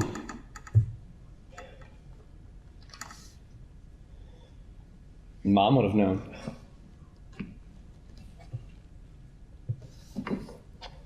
You were too young to know her. She left when I was 5. It's not like I don't have memories of her. I still remember her. The way she smiled when Eliza and I did our cowboy song. The way her shoulders would shake when she laughed. Gray. Remember the one summer when we laid in the yard in the rain all afternoon? That was my strongest memory of her. Warm rain. Gray, stop. She would have seen it all coming. Maybe none of this would have happened if Mom had never... Grayson! I could be right, couldn't I? No more about your mother. I could be right. I've put everything I have into trying to find out why Eliza took her life. Why she didn't say goodbye? Why she didn't tell anyone? I put everything into these stupid paintings because I don't know what else to do. I'm drowning in them. Believe me, I know.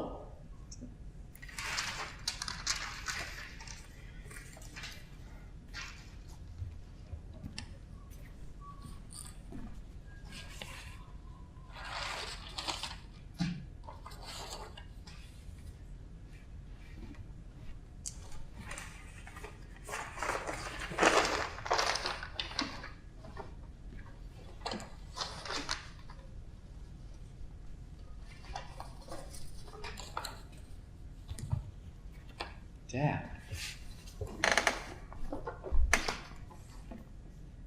You saved all of these? Every damn one. Why? I don't know why, Gray. I felt like I needed to.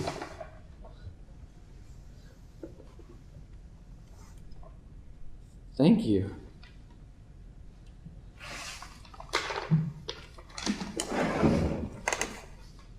This white light in the painting here, is that... Eliza? I think so. I was hoping the paintings would give me something to grab onto. Wait.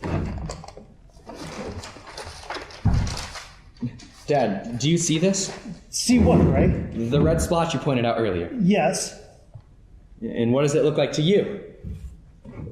I don't know. Am I supposed to recognize it? It's something familiar, but I can't quite see it clearly enough. This is kind of crazy. I'm not crazy, Dad. These paintings, these dreams mean something.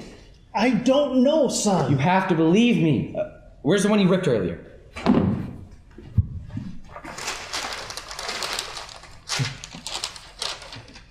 Hey, there it is again.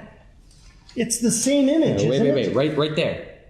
Isn't that the start of the white picket fence? Which means the red is the barn. The barn at the field. She used to love to go there and read. Come on. Great. Whatever you're hoping for. It's okay.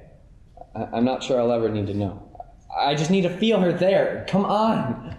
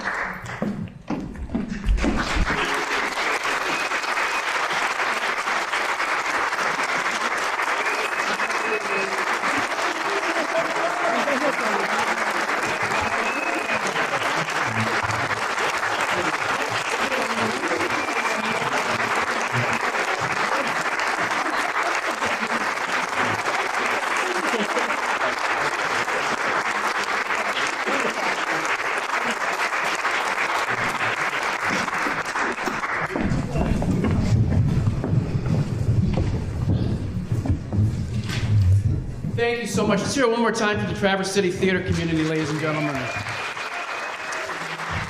It was a lot of work. They put in a lot of hours to create that, and most of them are volunteers, so we are so appreciative of that effort to put these 6 plays together. We're also appreciative of a person called Minda Nyquist.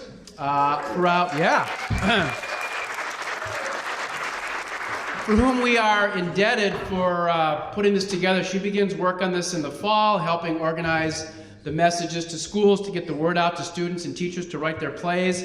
And without Minda, we just couldn't do it. So I'm going to invite her out now to say a few words. Minda.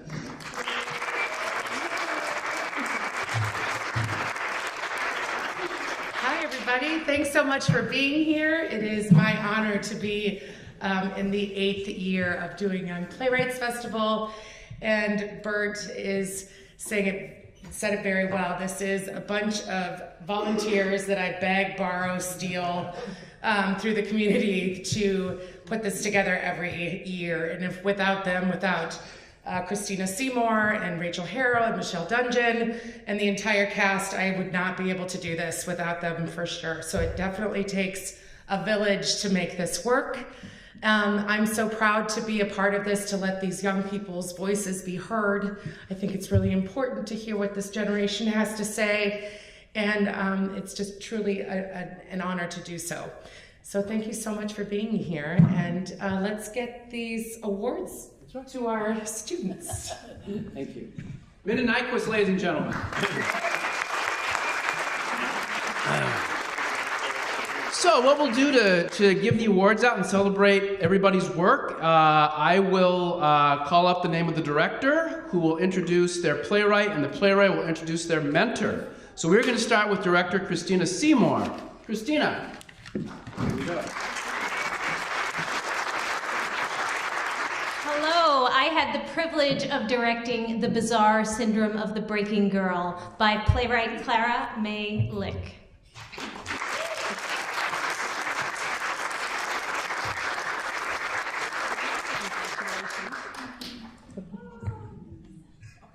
I know you introduced her mentor. Yeah. Oh, that's right. Right up there. My mentor was Emily Coring.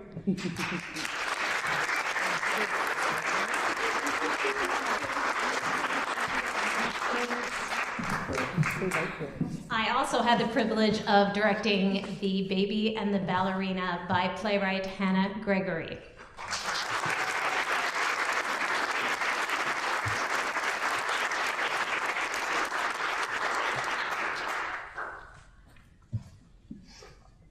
My mentor was Franny Shepherd Bates.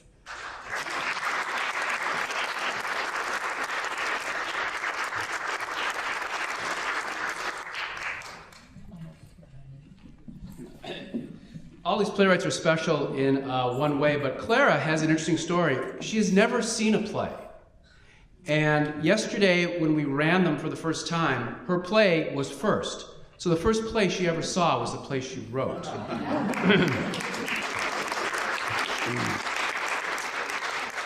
Rachel Harrell, please, would you come to the stage? I was lucky enough to direct The Kitchen Fire, and that was written by Sage Campbell.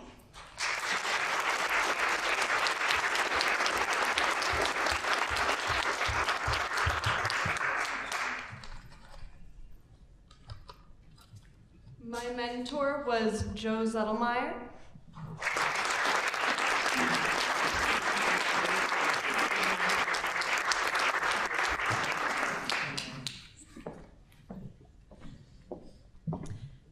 I also directed The Thankless Mare, and that was written by Jonathan Gregory.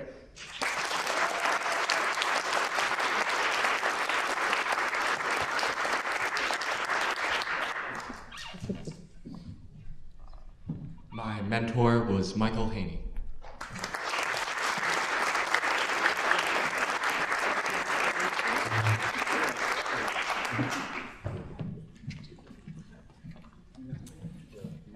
And finally, we'd like to bring to the stage Director Michelle Dungeon, please. Good afternoon, I'm Michelle Dungeon, and I was honored to direct Gathering Quietus, written by Carson Clark.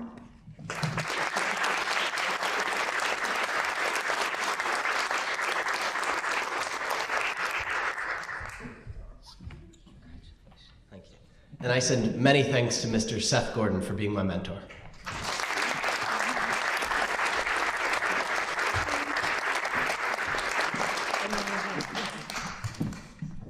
Hi again. This family means a lot to me. It was an honor to direct Olivia Seymour's play, Drowning in Watercolors.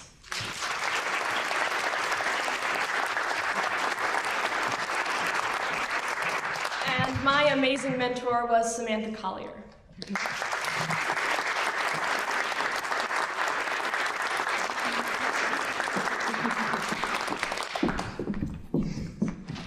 Great.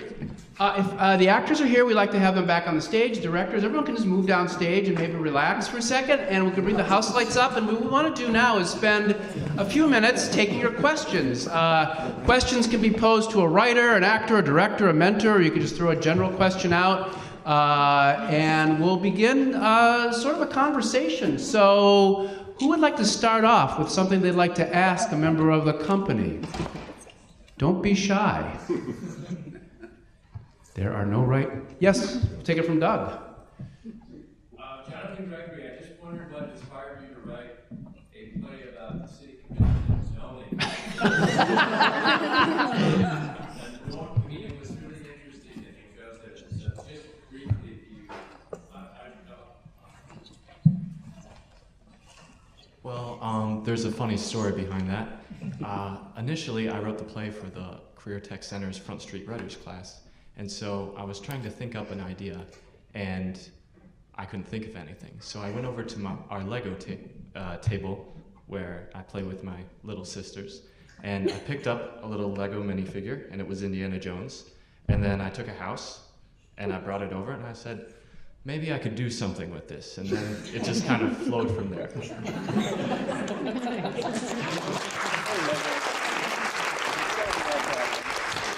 Do you have a question, sir? Yeah. For any of the writers, what was the biggest point of divergence? What was the biggest surprise for you from the words you put down to seeing it happening in front of you? That had to be something just magical. So in general, what was the biggest surprise from writing it to seeing it? And Joe, is this mic wireless? Okay, so who would like to start that? Okay, go ahead. One of my big things going into this that I thought about was that it's wonderful that we'd written plays, but they're not really ours anymore. The actors and directors get to make decisions as they choose, and even the audience gets to make decisions about it. So seeing our words, our voices put up on stage, the biggest difference is we have really no idea how emotionally people are going to perform it and respond to it. So in our heads we can imagine things, but we really got to meet the characters when they were performed. So, yeah. Somebody else want to take that question? One of the other writers? Yeah. I just think it's crazy. Like, we came up with these characters in our heads when we were writing, and just to see them on stage as like living, breathing people is the most incredible thing. Like, I never imagined that I would see something that I wrote on stage. And doing this is actually my second year doing this, and both years I like left the room shaking because of how incredible it was to see that. Would somebody else like to also take the question? Another one of the writers? Oh, come on, don't be shy. Page to stage. Okay, well, if you think of an answer later, we can come back. We'll just keep the mic down there and we'll just pass it around to people around. Next, another question. Yes, who has another question for us? Certainly. Okay, go ahead. So, it is rare for an actor to, I think, be able to interact with the writer, because so often actors will do things decades or even centuries later. Did that help or hinder the process for you? There was definitely a lot more pressure to get the words right. You know, because when you're doing Shakespeare, no one's gonna be like, you did it wrong. Did someone else want to take the question? Go ahead. Another one of the actors? We have a stage full of actors.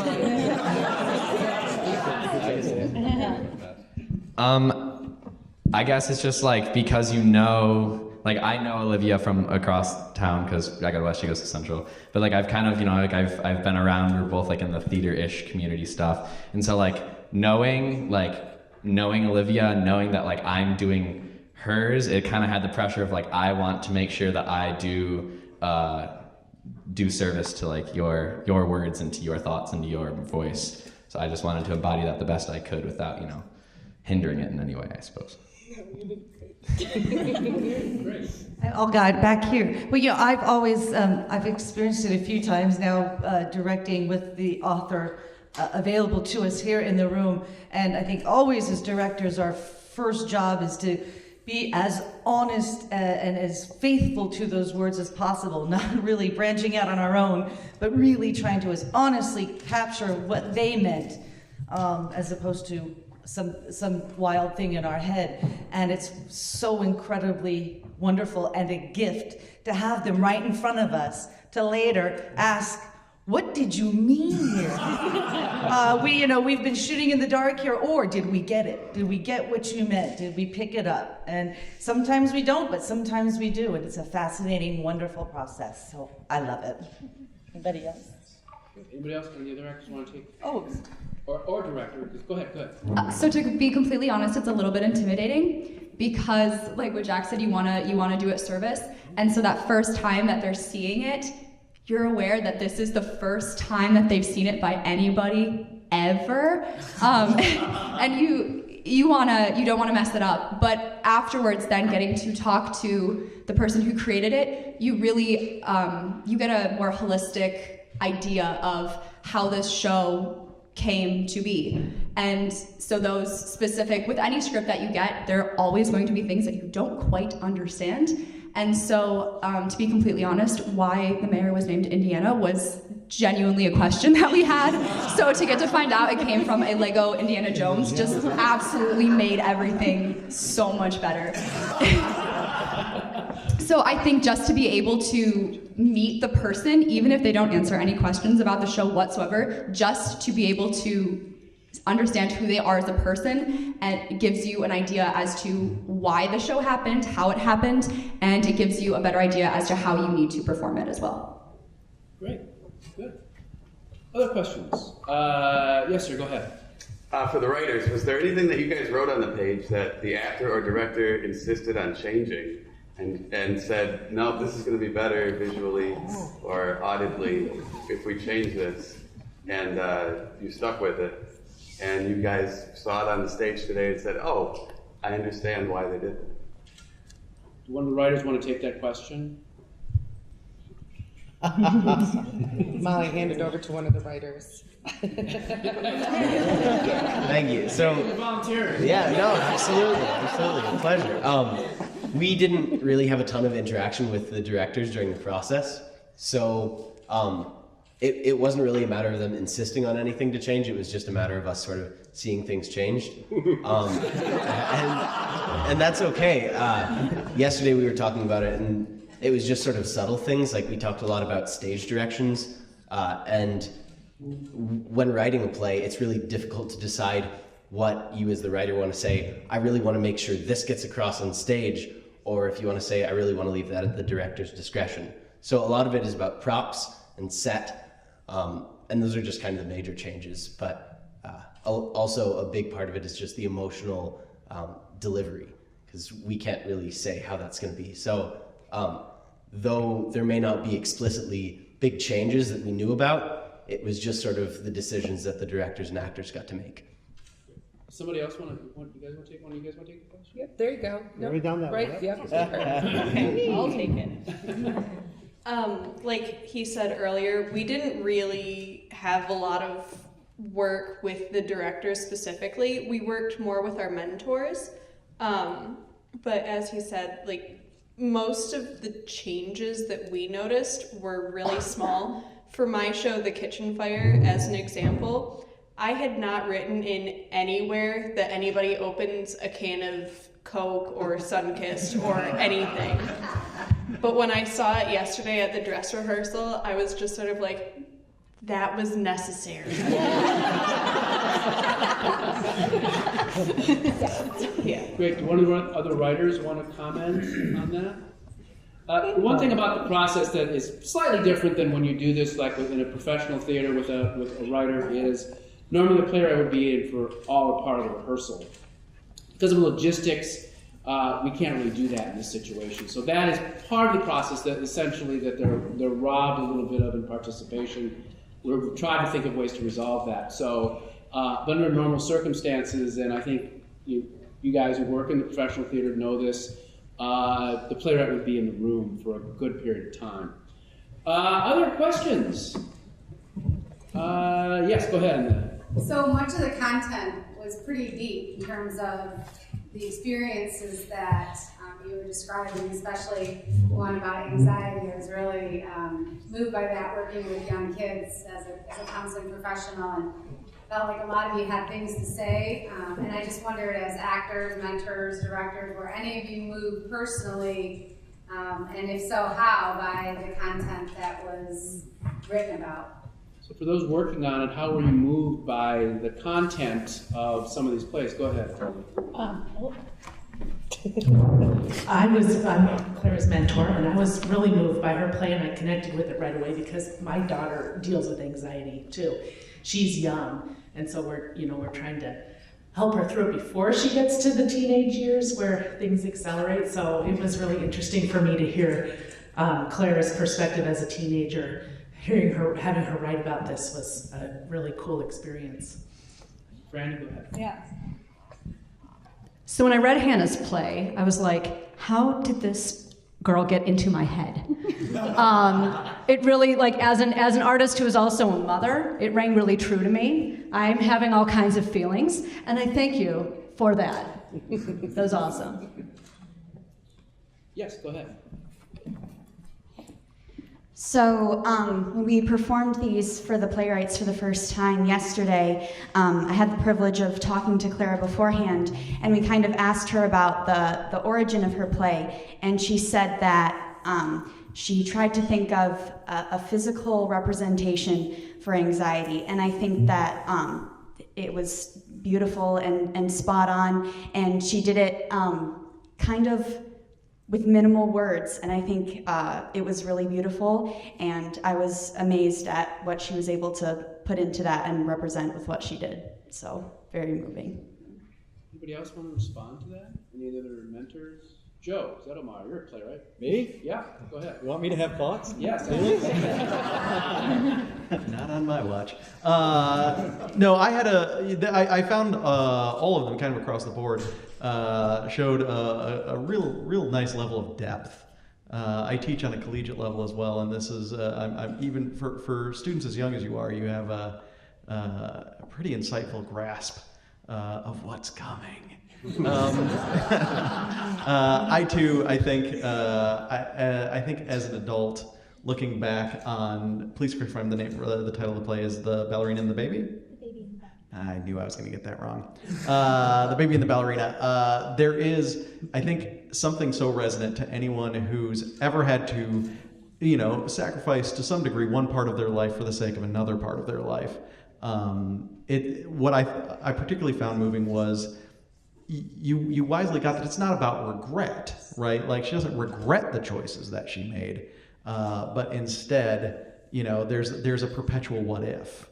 And the fact that you refused to give an easy answer to that really showed me that, oh no, you understand what life has got coming. There are no easy answers. Seth, you've worked on a lot of new plays. Mm-hmm. What are your thoughts on this? On this question in particular? Sure. Well, I found, I was also impressed with the depth of the writing, given the age of the writers. I've read many plays by grown-ups that don't quite have the depth that's here, and the insight about life, as Joe was just saying, that a lot of grown-ups perhaps don't have the privilege to have. So it was very impressive to see, and I've done a bunch of these. This is a satellite of what happens in East Lansing each year, and I've been in East Lansing a bunch of times, so I've done a bunch of these. And working with kids of this age, it's always it's interesting to see what people in this age range are thinking about, and to have them thinking in the manner that they do. There's a theme running through these about concern about what the future is going to be. That's teaching me a lot about how we should be working with children in this age range. Good. We have time for one or two more questions. Someone else in the audience have? Yes, ma'am, go ahead. I'm curious what exactly the role of the mentor provided. Yeah, Michael Haney, you've done this so many years in a row for us. Why don't you talk about that? Yes, I have done this for so many years. I was the mentor of Jonathan's play about the mayor, the thankless mayor. I love the title because it works about 5 different ways. And by the way, your performance as Mayor Indiana was first rate, I thought. The whole cast was. More money for the arts! So what do you want me to talk about? My job? Trip to Russia. Oh, okay. I could go on and on about that, but it's so fast and so important. You get this play, you have never met the person who wrote it, and you don't get to meet them face to face until we show up here in Traverse City. So it's all done on the phone or by email, and so I read the play, and then we have a conversation. The first meeting is usually about, I try to find out about what he does, what he thinks, or if it's a woman, what she thinks, what her life has been like, why she wrote the play, what brought them to this idea to write a play. And then it gets down to sort of brass tacks.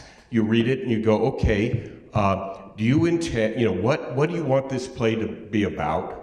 What do you want to say? What do you want the audience to leave thinking about? What's important to you in it? And then when I get those answers, I look at the play and I go, okay, you could make that clearer. You could make, what you think Mayor Indiana wants very clear. I had Jonathan go back and really study about what a city, how a city is run, what are important factors, so that it read honestly and true, that it just wasn't something he was making up out of thin air. And then, drama is change. Every good story, someone changes in it.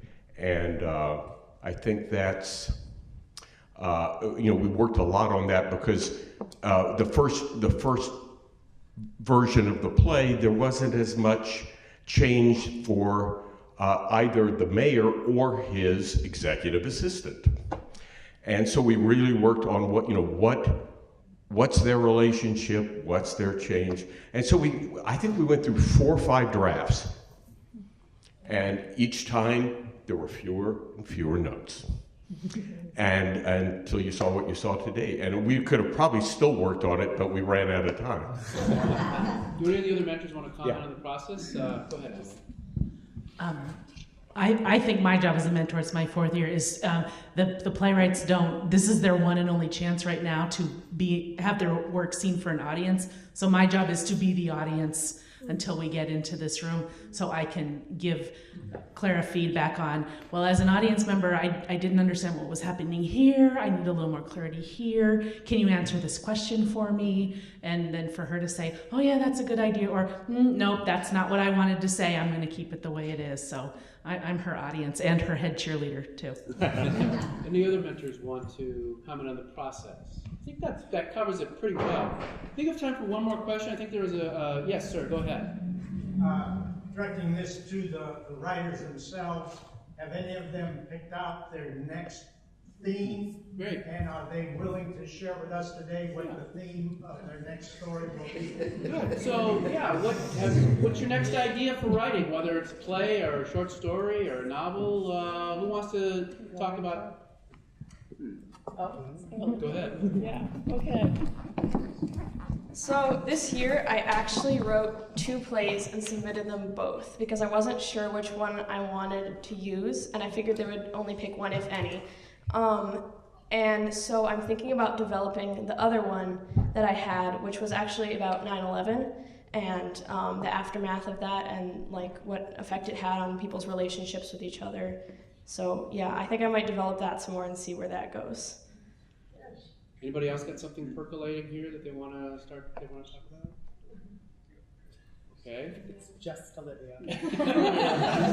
Well, I'm sure that as you continue to explore, we hope they continue writing, but one of the things we also talk to them about is if they're not interested in writing for the theater or being a writer, how this changes them and helps them just being a better human being. And what kind of groundwork this helps to lay for whatever they decide to do, whether it's chemical engineering or law or politics or whatever it is, that they can look back on this and somehow this has somehow influenced their lives in a positive way. And, we also talk about this sort of, not being selfish, but that we're also helping to create theater goers in the future. These are the people who will be going to the audiences that will be sitting where you are, whether they're watching Young Playwrights Festivals or major Shakespeare festivals somewhere. We hope they continue to spend time. I want to acknowledge the teachers who are here. So the teachers of students who are here, I'm sorry, I don't have your names in front of me, but could you please come on up? All the teachers who were working with their students, please come on up and join us, because without you this would be possible. So let's have the teachers come on up.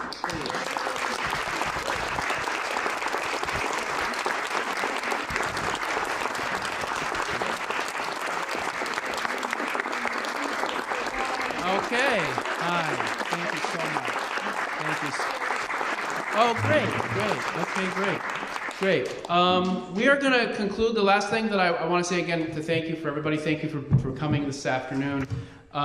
Is I noticed there are a lot of high school students in the audience today. I'm very excited about that. So be thinking about your play so that maybe your play can be up here next year. You have a year or less than a year to write it, so while you're on your summer break or whatever, think of an idea. Read plays, go see plays, get an idea, and please submit it. We will be getting information out to all the Traverse City area schools in the fall for that. We would love to have you participate.